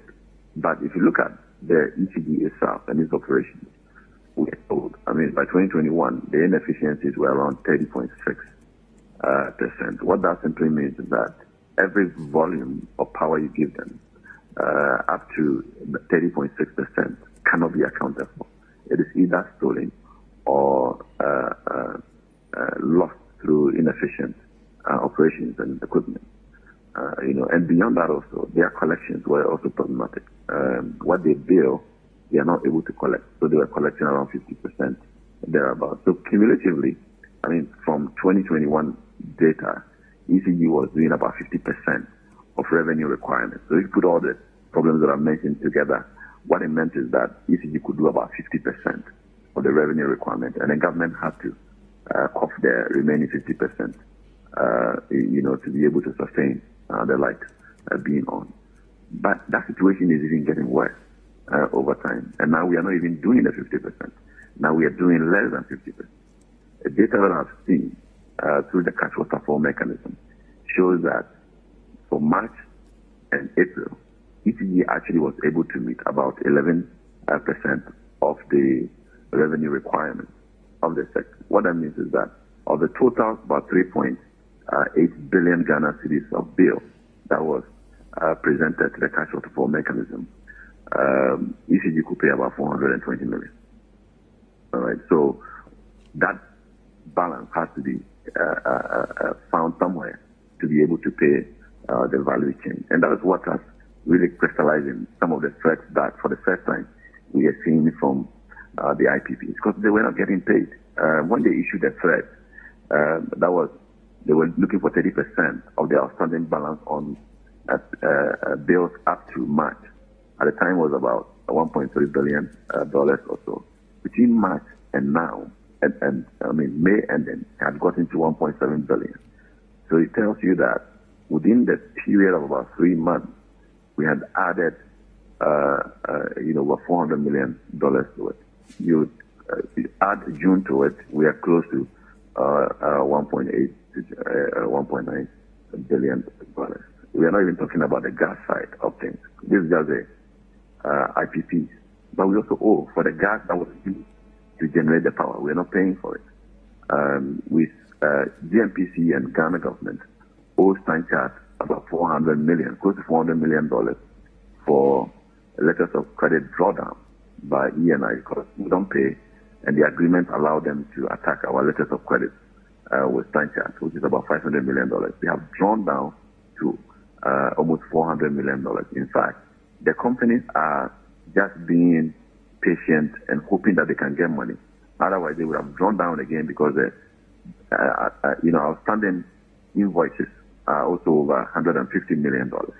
So you put that together, on the gas side alone, we are closing in on $600 million of debt also sitting there, just because the power sector is not efficiently managed to be able to recover the money and then pay the value chain as is done everywhere else. So this is the picture that we have to deal with as of now. And for sustainability purposes, I mean, if we continue like this, the power sector remains unsustainable. And not just the power sector, but the economy of Ghana, because Ghana government has committed to the power sector through the fuel securitization and also some of the IPPs that are directly guaranteed by Ghana government. And Ghana government has to now cough the money to be able to pay the value chain. So this is the picture overall that we have. And for me, it's not really about the threat that we're having from the IPPs on their funding balance, but how do we resolve the recurrent nature of the debt, the accumulation problem? So as I indicated, between March and May ending, I mean, we have added more than $400 million to the debt, and we are still adding on, even as we speak. So it tells you that something ought to give for us to be able to plug the loopholes, and that really has to come down to reforming ECG as an entity and making sure that it's able to perform its function, collect the revenue, and be able to pay the value chain. I mean, we have set up a mechanism to at least give all the players some money through the cash waterfall mechanism. All right? And we borrowed money from the World Bank to be able to set up those mechanisms through the ESRP implementation and all that. And suddenly ECG says they're not going to comply with that. And the ministry has actually given them directive not to follow the cash waterfall mechanism. So as we speak, you struggle to even know where the money is going to. I mean, we were told last month or so, 2 months ago, that ECG has collected about 3.1 billion. And it doesn't show in any government data, who is getting that money. If that money has been collected, why are IPPs threatening strike? Why are they not getting the monies that have been collected and all the PR that we'll be hearing ECG churn out in recent months? So those are the dynamics that we have to elevate the conversation beyond the promises to actually seeing hardcore data on performance of ECG on a regular, so that we can track where we are falling short, where we are going right, and be able to address it. And I must say, it's gotten urgent than ever, because Ghana government now is broke. The government doesn't have the money to be able to dole out the monies like they were doing in the past. I mean, 2020, they could just carry $1 billion and give it to ECG. 2021, similar amount, 1.25 billion. He just gave it to them because we had borrowed. They were sitting there doing nothing, and they could just give it to IPPs and settle them. We don't have that kind of position anywhere, right? So we need to be able to ensure that power sold can be recovered and pay the value chain. We have to pay the IPPs. We have to pay the gas suppliers, because these are the ingredients for power generation, all right? And we cannot pretend that, we need a longer period of time to be able to do that. The budget cannot sustain that kind of arrangement going forward. I see. So you make mention of the fact that a lot has been accrued in these last few months. Of course, John Jinapor has actually also said similar things, but he attributes a lot of this to what he calls forest losses. And that will mean that the general economic situation really is also blamable for the worsening debt, because a lot of these debts are dollar denominated. How much of this problem can you say is because of the worsening economic problem? I don't know if you got my question. We have the debt, but the debt has various components. Forest losses alone constitutes a big portion of it. I don't know what constitutes the rest of it, but how much of this is due to the worsening economic challenges or problems we are having? No, I think it's a fact. I mean, the economic situation may have implications at various strands of the problem, because I mean, once the cedi depreciates, you expect that it to be adjusted through the tariff for ECG to be able to recover, the revenue. Because some of the IPPs in particular, their bills are priced in dollars, right? So you need the hard currency to be able to pay them, and not the cedi. So once the cedi depreciates, you need to adjust the tariff to be able to do that. In the past, that wasn't done on the regular. So that created a bit of a problem. But I see that has been resolved with the recent adjustments. Even the rate that was used for this quarter was about 12.2 cedis to the dollar, and the dollar hasn't gotten there. I've seen Bank of Ghana rates around 10, even on the bureau market it's around 11. So really, that has been corrected. So the burden is on the consumer now, and not on the market. So I think we've resolved that. But how do we ensure that, having resolved that in the tariff, we would be able to collect the revenue to be able to pay the value chain? That's what is left, really, at this stage. I see. So just hang on for me in the next few minutes. Osman, it appears, I mean, we can heave a sigh of relief, because we're all dreading what was going to happen today onwards if the IPPs had carried out their threat. But a lot has also been blamed on how some of these IPPs came to be. I mean, how much we pay for them, etc. And indeed, Dr. Baumia and Ken Ofurata have caused to blame your government, the former government, for some of these difficulties we are having today by signing on to very onerous terms in these arrangements with the IPPs. This problem could have been, we could have lessened it if we signed better deals, would you say? Selorm, but let me say a good morning to Ben Boache, right? That's his name. I think he's an authority in this industry, and I've heard him on other platforms try to do the analysis. I find it very difficult and disappointing, especially from this government, when at every, and most especially at Alhaji Bawumia, when at every opportune time or the least chance is given, he wants to take hard shots or snapshots at the former president, John Dramani Mahama, and the administration of the NDC. Trust me, today we are not going through doomsday due to the hard work of John Dramani Mahama, due to the hard decisions of the NDC administration. Yes, we were struck by doomsday. That was from 2012, 13, 14, 15, thereabout. We needed to take very strong decisions. We needed to take very hard decisions to take us out of this economic mess or energy mess, because it was also reducing our economic rates in terms of growth because of doomsday. I think we're going at a negative point. So we signed on to most of these IPPs through the PPAs agreement. And I remember even ASEP at the time, somewhere around 2015, 2016, kept saying that we needed to renegotiate most of these IPPs at the time. I remember there was a committee that was set up even at the Ministry of Finance during Setekpe's time, which was headed by Dr. Ahenkra. And we lost power in 2016. And the committee continued with its work at the time. And I think the only person that was changed in that committee was the head, and it was, I think it was made Dr. Opam at the time. And if the MPP, based on all the noise it had made, that most of these IPPs were not good deals for this government. At the time, they were given the opportune time, they were given a very golden opportunity to have renegotiated most of these IPPs and agreements, so far as the negotiation was concerned, because most of them had not even started at the time. I remember AXA hadn't started at the time, Amandi hadn't come online, and SEM at the time too hadn't even started. But the one that was working was even Ameri, but they rather went trying to renegotiate Ameri, which was very difficult. At the time, Ameri had already started power generation. So you don't go negotiate with someone who had already started his side of the contract. But at the time, these other three, or most of the power purchase agreement, had not even started. So in one way or the other, they had defaulted.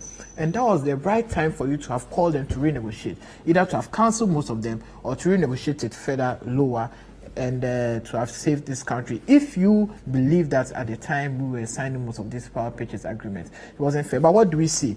America, for instance, you extended it.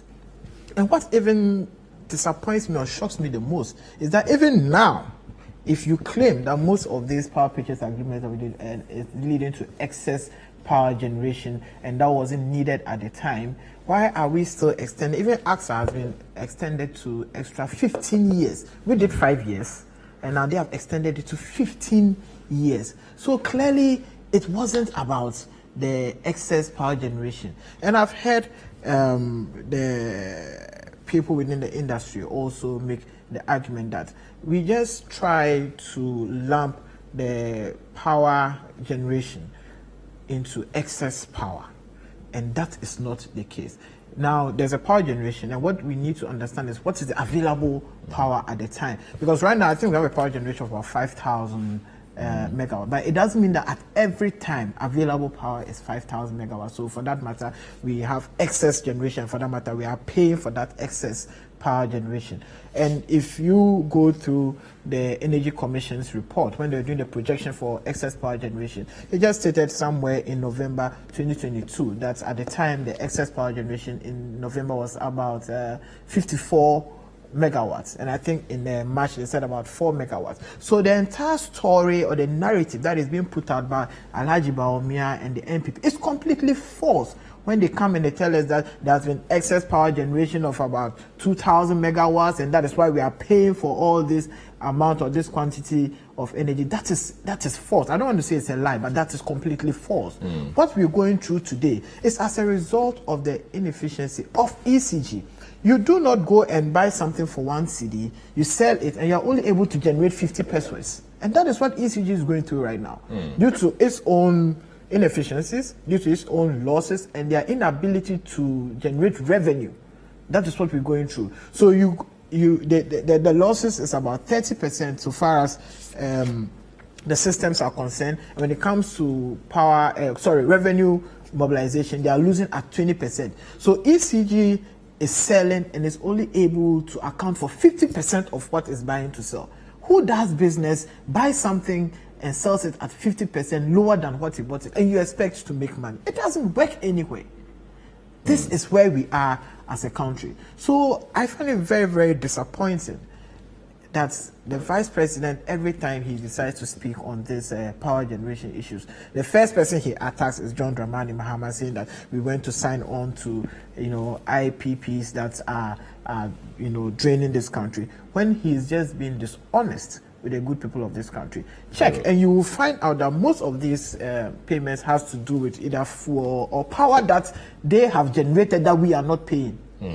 Most of it has nothing to do with excess power. So it is power that the IPPs have generated, and it's power we have used, and power ECG cannot gather revenue or collect the revenue and go and pay the IPPs. That is what we are going through. So clearly, it's at the doorstep of ECG. ECG is not managing itself well so far as revenue mobilization is concerned. And of course, the next thing has to do with forex. But most of these IPPs were signed in dollar denomination. So once there is a destabilization of your currency, or there's a devaluation of your currency, it affects what you owe. So it is as a result of the mismanagement of Mahmoud Bawumia, who hasn't managed this economy and the forex world. That is what is leading us to this. Nana Addo and Bawumia have been a complete waste of our time so far as this is concerned. So they shouldn't just rush and say that it is as a result of the fact that we signed IPPs that were not necessary. Very well. If the IPPs are not necessary, why are you renewing the ones that have already expired? Why? Very well. Let me. So the statement that the IPP's chamber issued late last night captures a few things. Let me just share some of these with our listeners and viewers, and I'll talk to Dr. Yusuf Suleimana, who is also an energy consultant, to take his view on the turn of events. So just portions of this statement signed by Elike Makpetobo, who is the CEO of the chamber. It says, following fruitful engagements with the Electricity Company of Ghana, the IPPs have agreed to keep operating their power plants after 1st July 2023.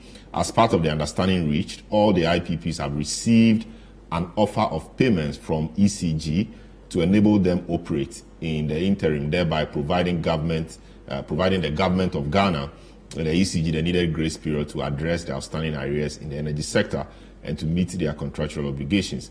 The IPPs, it continues to say, that are optimistic that this agreement reached will help yield the desired outcome of providing a permanent resolution to the energy sector debt, failing which the IPPs will be left with no other choice than to revert to their earlier decision to shut down without any further notice. So this is a portion of the statement from the IPP's chamber, signed by Elike Makpetobo. Dr. Suleimana, welcome to the program.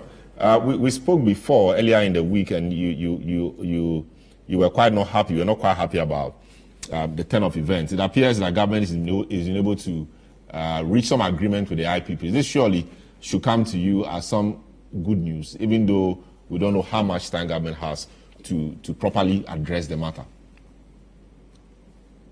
Yeah, okay. Thank you very much for having me, and good morning to you and your cherished viewers in Ghana and across the globe. Yeah, indeed, that is so refreshing and that's so welcoming. I thought this has to be reached, because the alternatives, of course, is something that nobody would have wished, and the alternative would have been that we're told by today power would have been taken off the grid. By the fact that, there have been some intervention, that the IPPs have given some grace period. In fact, if you read their statement well, it's not like a permanent solution, but hopefully it could gravitate into a permanent solution, as long as, whatever they've agreed between themselves and then the distributor, if it's sustainable and it's workable. I believe as of now it is workable between them, and that's how come they want to keep the power there. However, do we have to take ourselves into this, this kind of uncertainties? I think that is not acceptable. I don't see why we have to leave it to the dying minute, at the last minute, to be able to reach this kind of agreement. I believe there were a lot of negotiations ongoing, so that is permitted. However, I think we have to look.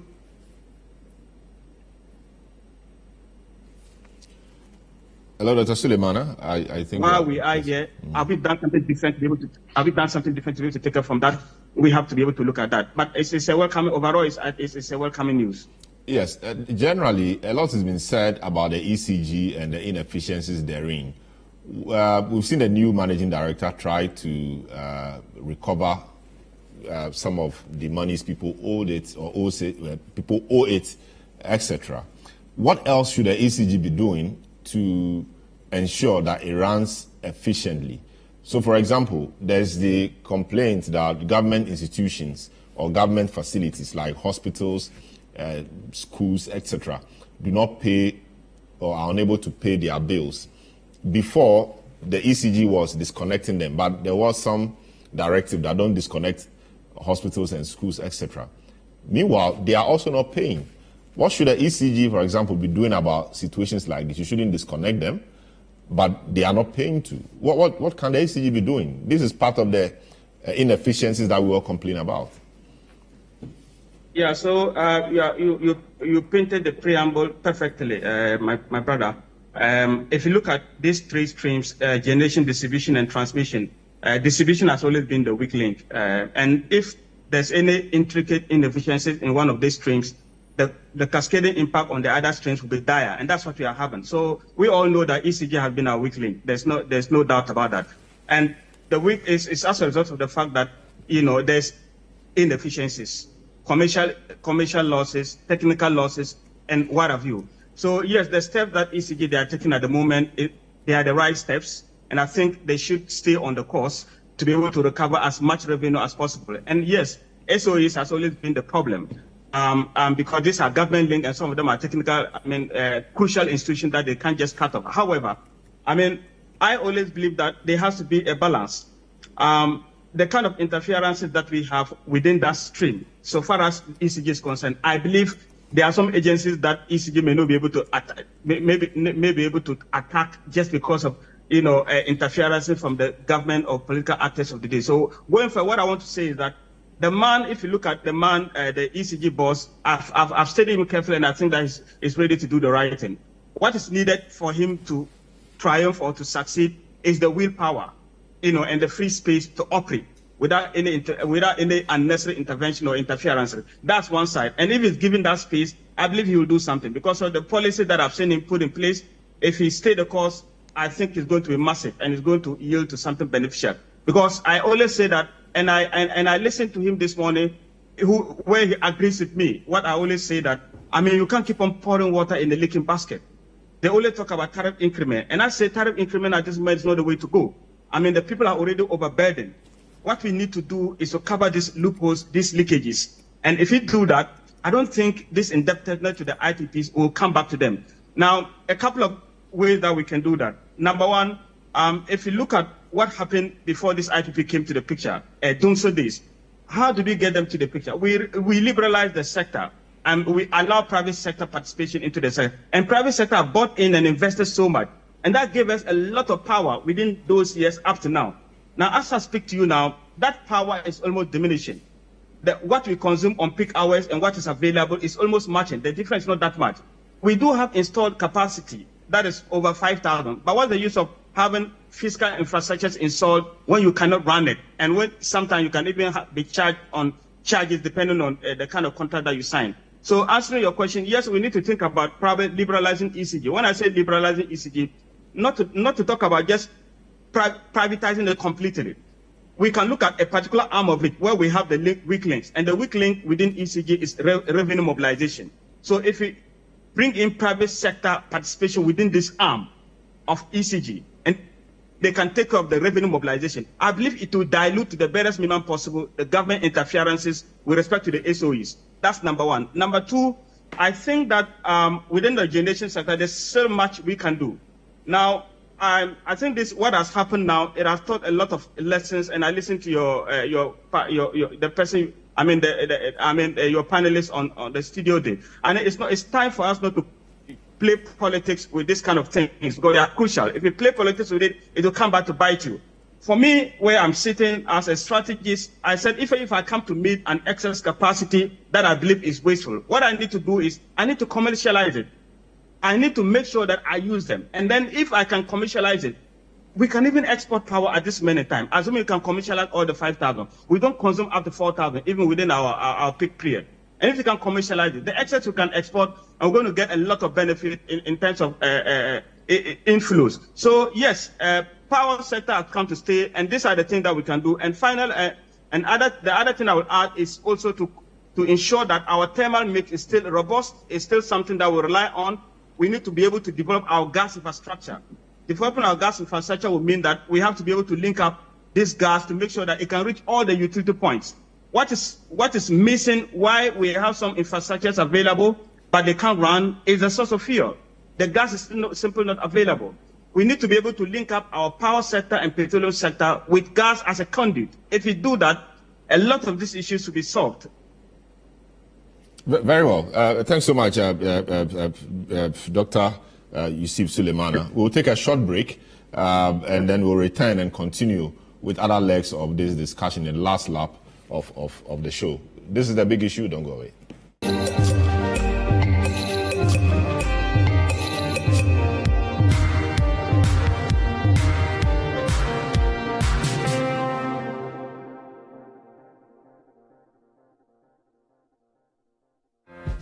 Yes, we are back. Wines of South Africa, Rossa, is back in Ghana for the biggest wine show ever. Date, Saturday, 15th July at the Labadi Beach Hotel, Accra. Time, 7 p.m. sharp. Wines of South Africa Grand Tasting Event 2023 is proudly brought to you by Wines of South Africa and John Williams Consults Ghana. This event is sponsored by Ghana Export Promotion Authority and Best National Bank. Partners, South African High Commission, Accra, South African Airways, and Labadi Beach Hotel. Media partners, AmayalDebra.com, Citi FM, Citi TV, Voyage Afrique Magazine, and Ovation Magazine. Don't miss out on this extraordinary event by securing your tickets now at bossa2023.eventbrite.com or call 0553-271-032. Remember to come celebrate with Wines of South Africa, Saturday, 15th July 2023, 7 p.m. at Labadi Beach Hotel, Accra. Wines of South Africa, welcome to our world of discovery. Strictly by invitation and reserved for 18 years and above.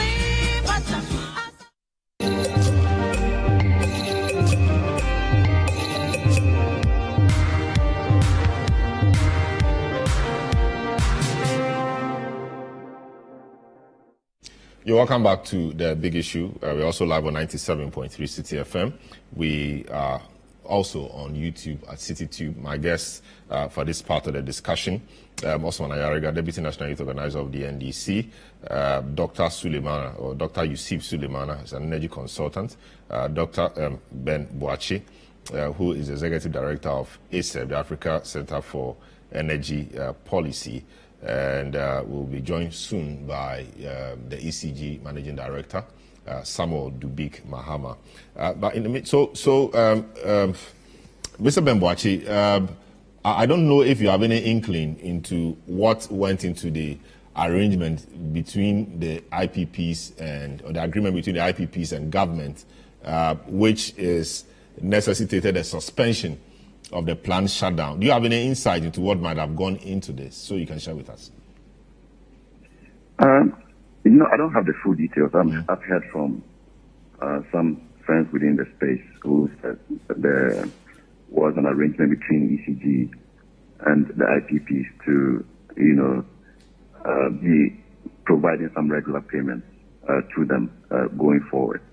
So that actually was the point of negotiation for them. So, we'll get to know the details.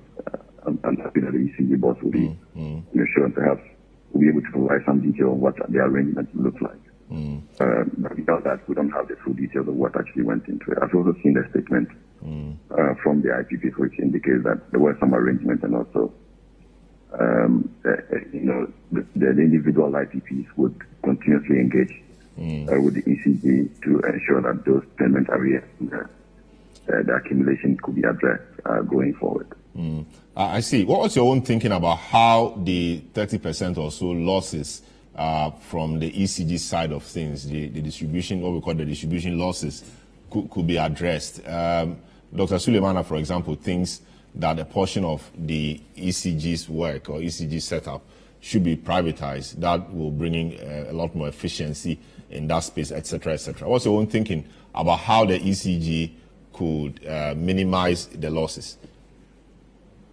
No, I think that structure is documented. It is known. If you look at the IFC's conversations with government, I think before the MCC, it was clearly documented what's needed to fix the inefficiencies, the injection of capital to replace aged equipment, ensure that there are meters to replace faulty meters at all times, making sure that the access to power can be granted to people who want electricity by quickly deploying meters when they need them. I mean, all those things are documented, except that we have failed to deliver on them. And that is really the problem we have. And it's not that we are really maintained, the waste as we had it in 2014 when those due diligence reports were done. It's actually gone worse over time. And that is why it's become even critical for us to look at those dynamics. I mean, today, if you go to ECB's office and see people queuing up for meters, you'll be shocked. Meters in the black market today, if you talk to people, are costing in excess of 4,000 cedis. And it's the same ECG contractors and workers who have control over the limited meters, and they are selling on the black market for people who need them. And unfortunately, some of the meters that they are even selling to individuals are not even working. They are not meters that actually generate value for ECG, but they are being deployed by contractors and people who are supposed to be working for the company. And these are the ones that are account for the commercial loss. So people are consuming the power and they are not paying. And we did some study two years ago that looked at some of the political meters that are connected to the grid. Where politicians in election time will be deploying meters to communities, and then nobody goes to regularize them. Sometimes the meters cannot even be connected to the systems of ECG. But people consume power. We did calculations to show how much ECG was losing through those meters, right? And also some of the operations of their own workers, where they had this popular term within the ECG community, where they call something abortion meter. So somebody consumes power so much, and the person cannot pay, and then you have a staff go to destroy the meter, and then they go get a new meter. So revenue is lost in that space. So some of these all illicit operations are happening in the space, and beyond the recent actions of trying to calm down some of these things, I mean, people are still perturbed. They are still doing it. They are still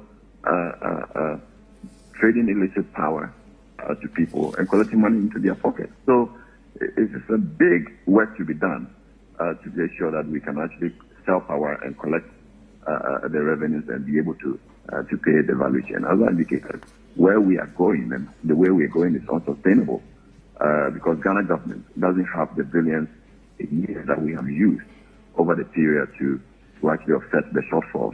And if we check the budget from 2023, government estimates that at business as usual, we are going to do between 2023 and 2026.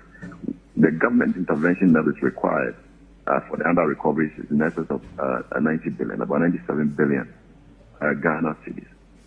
That is an expense that we don't really have to wait to for it to realize.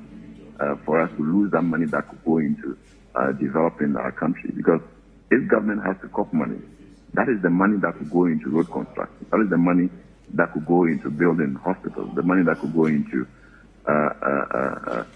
other social interventions that are still required. So you're only paying taxes for government to use that to pay somebody's electricity bill. And that for us, it's not something we can keep watching and tolerating as a people for our resources to be abused in that manner. All right. Thank you so much, Ben Boakye. Ben Boakye is a key player in this sector, and he's been assisting us to appreciate the matters in this energy sector. But we've been joined on the line, we've been joined in the studio actually by Samuel Dubik Mahama, who is the managing director of the ECG. He's a man with all the answers on this day. And we're happy that he's been able to join us in the studio. Mr. Mahama, thanks so much for joining us. And should I say congrats on reaching some agreement with the IPP so that we are not, thrown into the doomsday, the dreaded doomsday. But tell us what went into that arrangement. They said they wanted 30% payment, or at least payment plan for the 30%, whilst the rest of the debt was dealt with. We are not sure whether you provided that plan, but all we know from the statement issued from their side is that some arrangement has been reached. Can you tell us really what went into this and what you were able to reach with them, the agreement you're able to reach with them? First of all, I'd like to again thank the IPPs for the conversations. And, to a lot of people, I decided not to comment and not to say anything to the run up to this whole thing because I just felt we needed to take our time. And whenever someone has given you a deadline or an ultimatum, he'll run the whole ultimatum until the last day to see if he can get something better than what's been offered. So it was a very healthy conversation. It's been a very healthy conversation. As much as they decided not to spill out the details because we have a few more things to do together as partners in growth to get to the final line, we have decided that by the end of the week, certain conclusions will have to be reached and certain documents signed, and then the necessary disbursement concerning cash would happen. But let's look at this in this holistic form. The IPPs are our growth partners. We cannot do without them. Yes, to some extent, some of the decisions that we're taking do not benefit the country. Others do. So we are at a point where it's unique, but it's a special time that through all of this adversity, we can turn it all around. When somebody sits down and says, it's not the take or pay, it's not the take or pay, you should ask the person why. Because you've contracted beyond a certain capacity. So that means in the end, if the average Ghanaian pays the exact energy you sold to them, the idle capacity have to be paid for. Who would pay for the idle capacity? In its simplest form, there's the energy consumed. With energy consumed comes with some level of capacity to be used and fuel. So to calculate energy consumed, you have to add some capacity. It's like a car engine. If you're speeding, you're probably using all the V8. If you're not speeding, you're probably using less. So whatever you use to, let's say, bring out whichever energy, let's not talk about the capacity that was never used. Because if you put it all together, that capacity that was never used constitutes almost 60+ % of the bill. So we find out that, yes, there's a bill on the table. Let's ring fence that. And then let's look at how to stay current and go forward. So that was some of the major conversations that we had that has given us a proper growth plan, an idea as to how we should go about it in the next few weeks and the next few months for us to be able to stay current. I believe if anybody says it's not possible to abolish look, 40% take or pay is not the same as 100% take or pay. Don't kid yourself. So if you say, yeah, even the new one that was signed, there's some level of take or pay in it, what are you comparing? You're not comparing the right. The new one that was signed with AXA doesn't have a government guarantee. It doesn't have a standby LC. It was a unique opportunity for the country to take charge of something that if the person has to so I say we don't want decommission and take your plant away. Meanwhile, maybe in about 4 to 5 years' time, we will need this such installed capacity. So those were all conversations that we needed to make. But, Selorm, the job ECG has to do is in threefold. It has a social component, it has an operational component, and it has a finance component. So within all these three, when does ECG have to become a profit-oriented company? Or when does ECG has to be a social-oriented company? You have people say we don't have electricity in our villages. When are you supposed to reach those ones? You understand? The only way to go forward is to find a perfect blend between these three. If you leave it solely on finances, you would get it wrong. What we sought to do with these IPPs was to find a perfect mix throughout these three, which we've arrived at something that works for the nation. So we are currently at a point where in the next few weeks, we would agree on something that is feasible, that works, that creates certainty within the sector. Because if I hadn't occupied this chair, I wouldn't have even known that electricity is seasonal. You think it's not because you are consuming, but it is seasonal. It's cold. So your level of consumption has dropped. That's true. You understand? So that means revenue has what? Gone down. So nobody factors all of these things end to end. But we need to find a way to make sure that there's a minimum figure that they receive solely based on ECG's operations. And then based on that, we can plan moving forward. Because with the grid impact assessment, after we think we have excess, we don't. Very soon, in about 3 to 4 years' time, all that excess will be gone. And we'll be consuming at 100% on all the power plants. So we cannot afford to lose any of them, but rather we need to give them that level of comfort and that level of respect for them to stay and work with us because they are development partners. The other issue that has come up really tied to this is, you mentioned operational and finance. People think that we are in this because of the inefficiencies in the ECG's system. That will be operational. And that about 30% of the losses, we suffer about 30% losses in distribution, and that hugely affects the debt we have today. I know you've implemented quite a number of things. For example, the revenue collection drive and all of that. You know, what can you tell us about how much you have and how are you applying that to the current debt we have with the IPPs? So, in truth, whoever says that is true. I'm not going to deny that fact. ECG's inefficiencies are also contributing to the factor. But let's not drop the problem at only in ECG's doorstep. Why is the average Ghanaian also consuming and deciding not to pay? But it is ECG's job to identify those people and make them pay. That is the mistake. That what you just said is the mistake. Let's plug this same person from Ghana and take him situate him in the UK. Because the systems will force him to pay. Wait.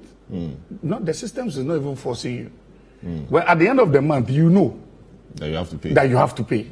You will not even wait for any system to come for you. You understand? But it's our mindset. Our mindset is making that loss what it is today.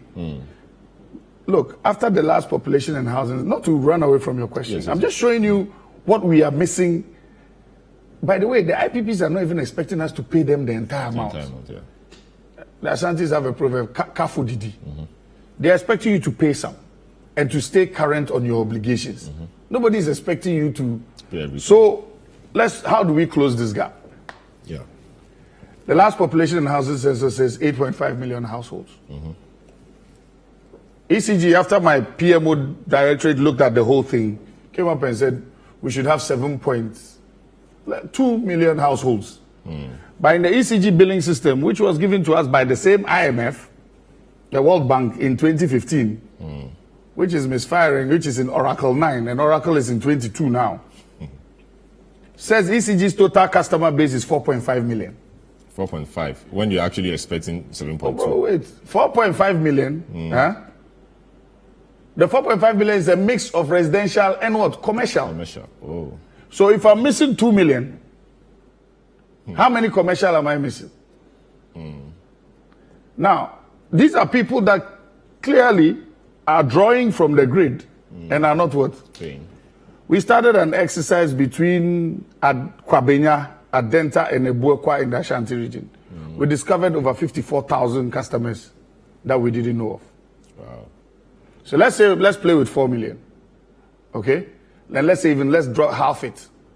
We've come up with a new policy called the flat rate policy, where per the averages, the average Ghanaian home spends about 600 cedis. So if I see you don't have a meter, I regularize you, I register you, I put you on a flat rate of 600. But it's categorized in urban, peri-urban, and rural. But even in the urban, categories of homes and all of that are different. So we are making arrangements for some. Not everybody can be on 600. Some have to be higher. But let's take the 600 and multiply even by 2 million.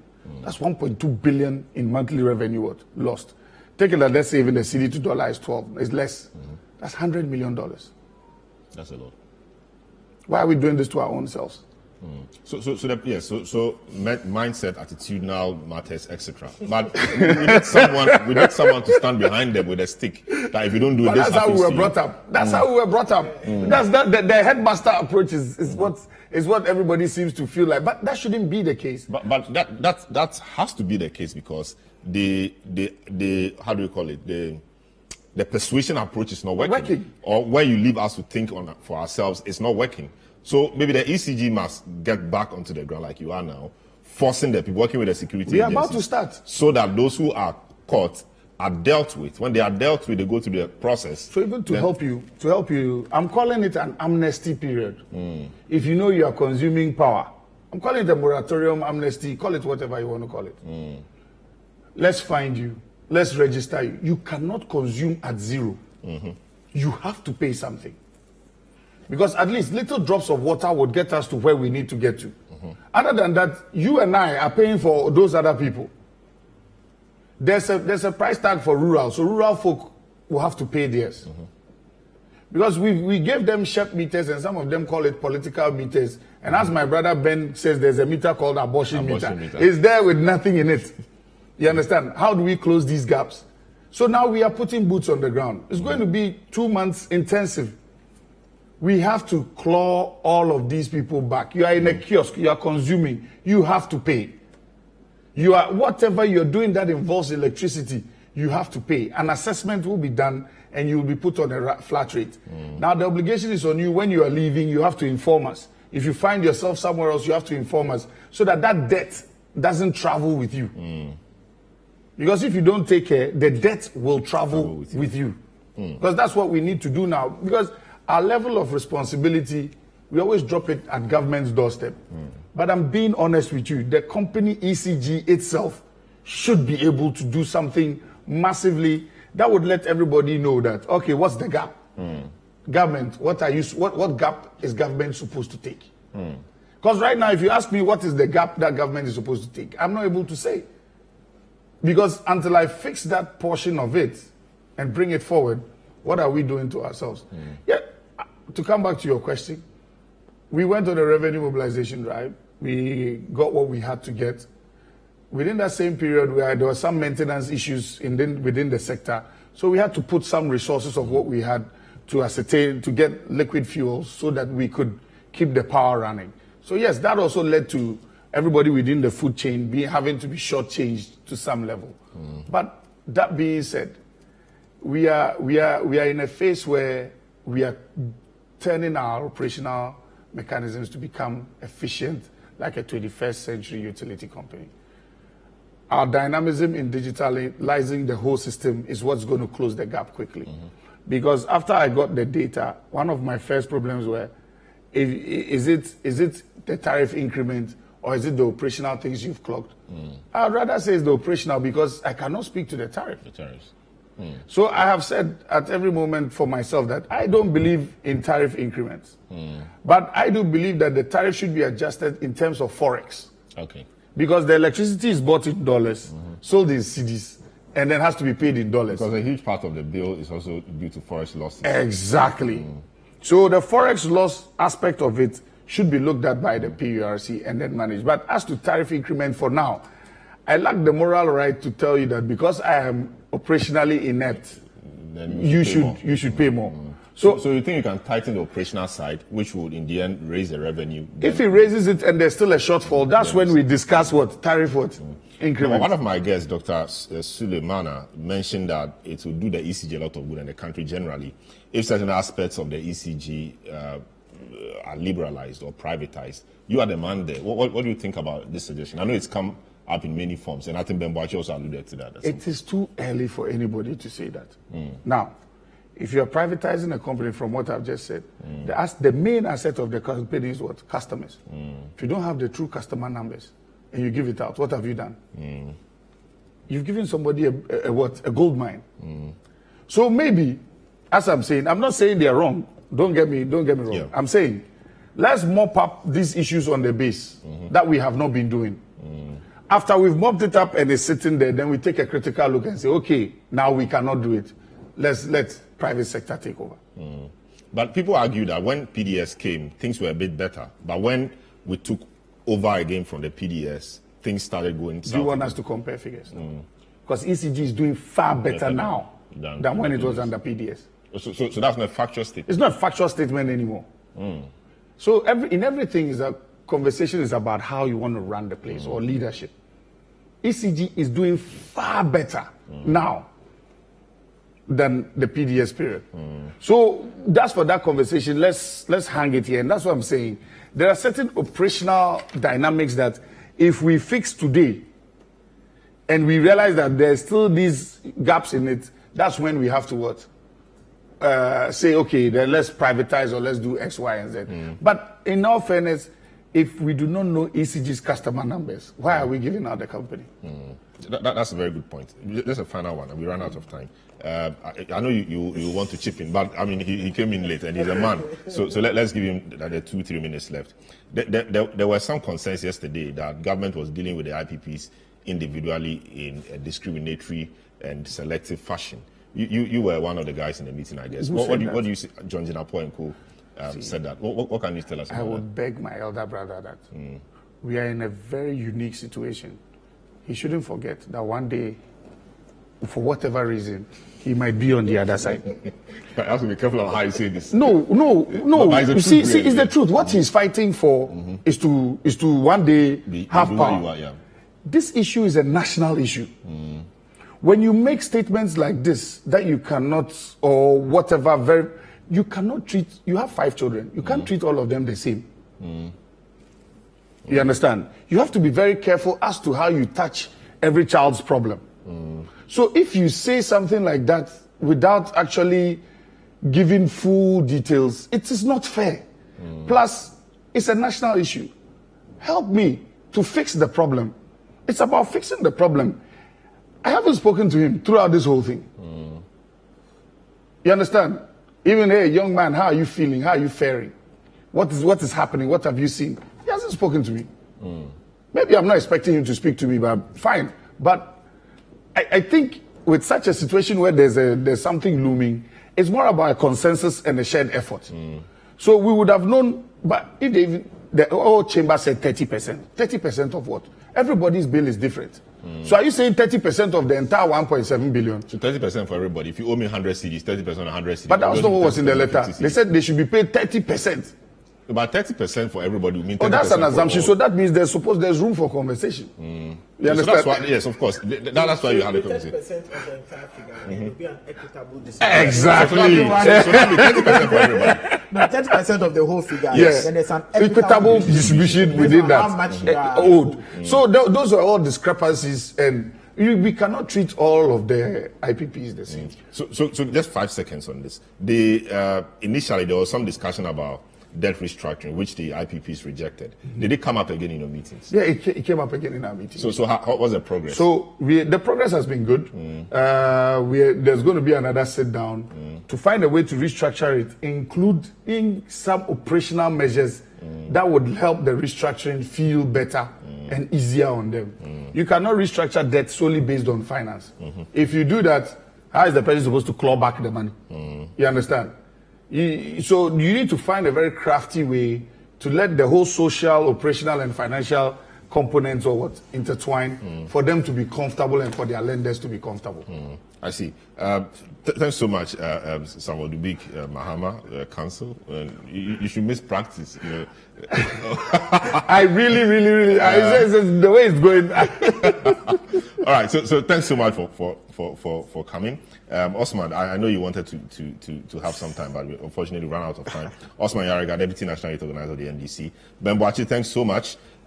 Executive Director of ASEP, and Dr. Yusuf Sudimana, Energy Consultant. Thanks to all of you for making time for us on this program today. This is how we conclude today's edition of the program. Thanks so much for doing the listening and viewing us from wherever you are.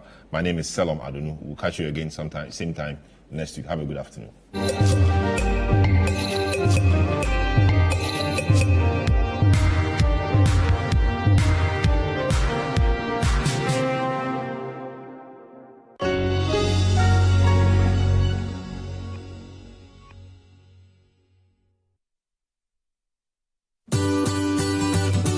Citi TV is live On DSTV, find us on channel 363.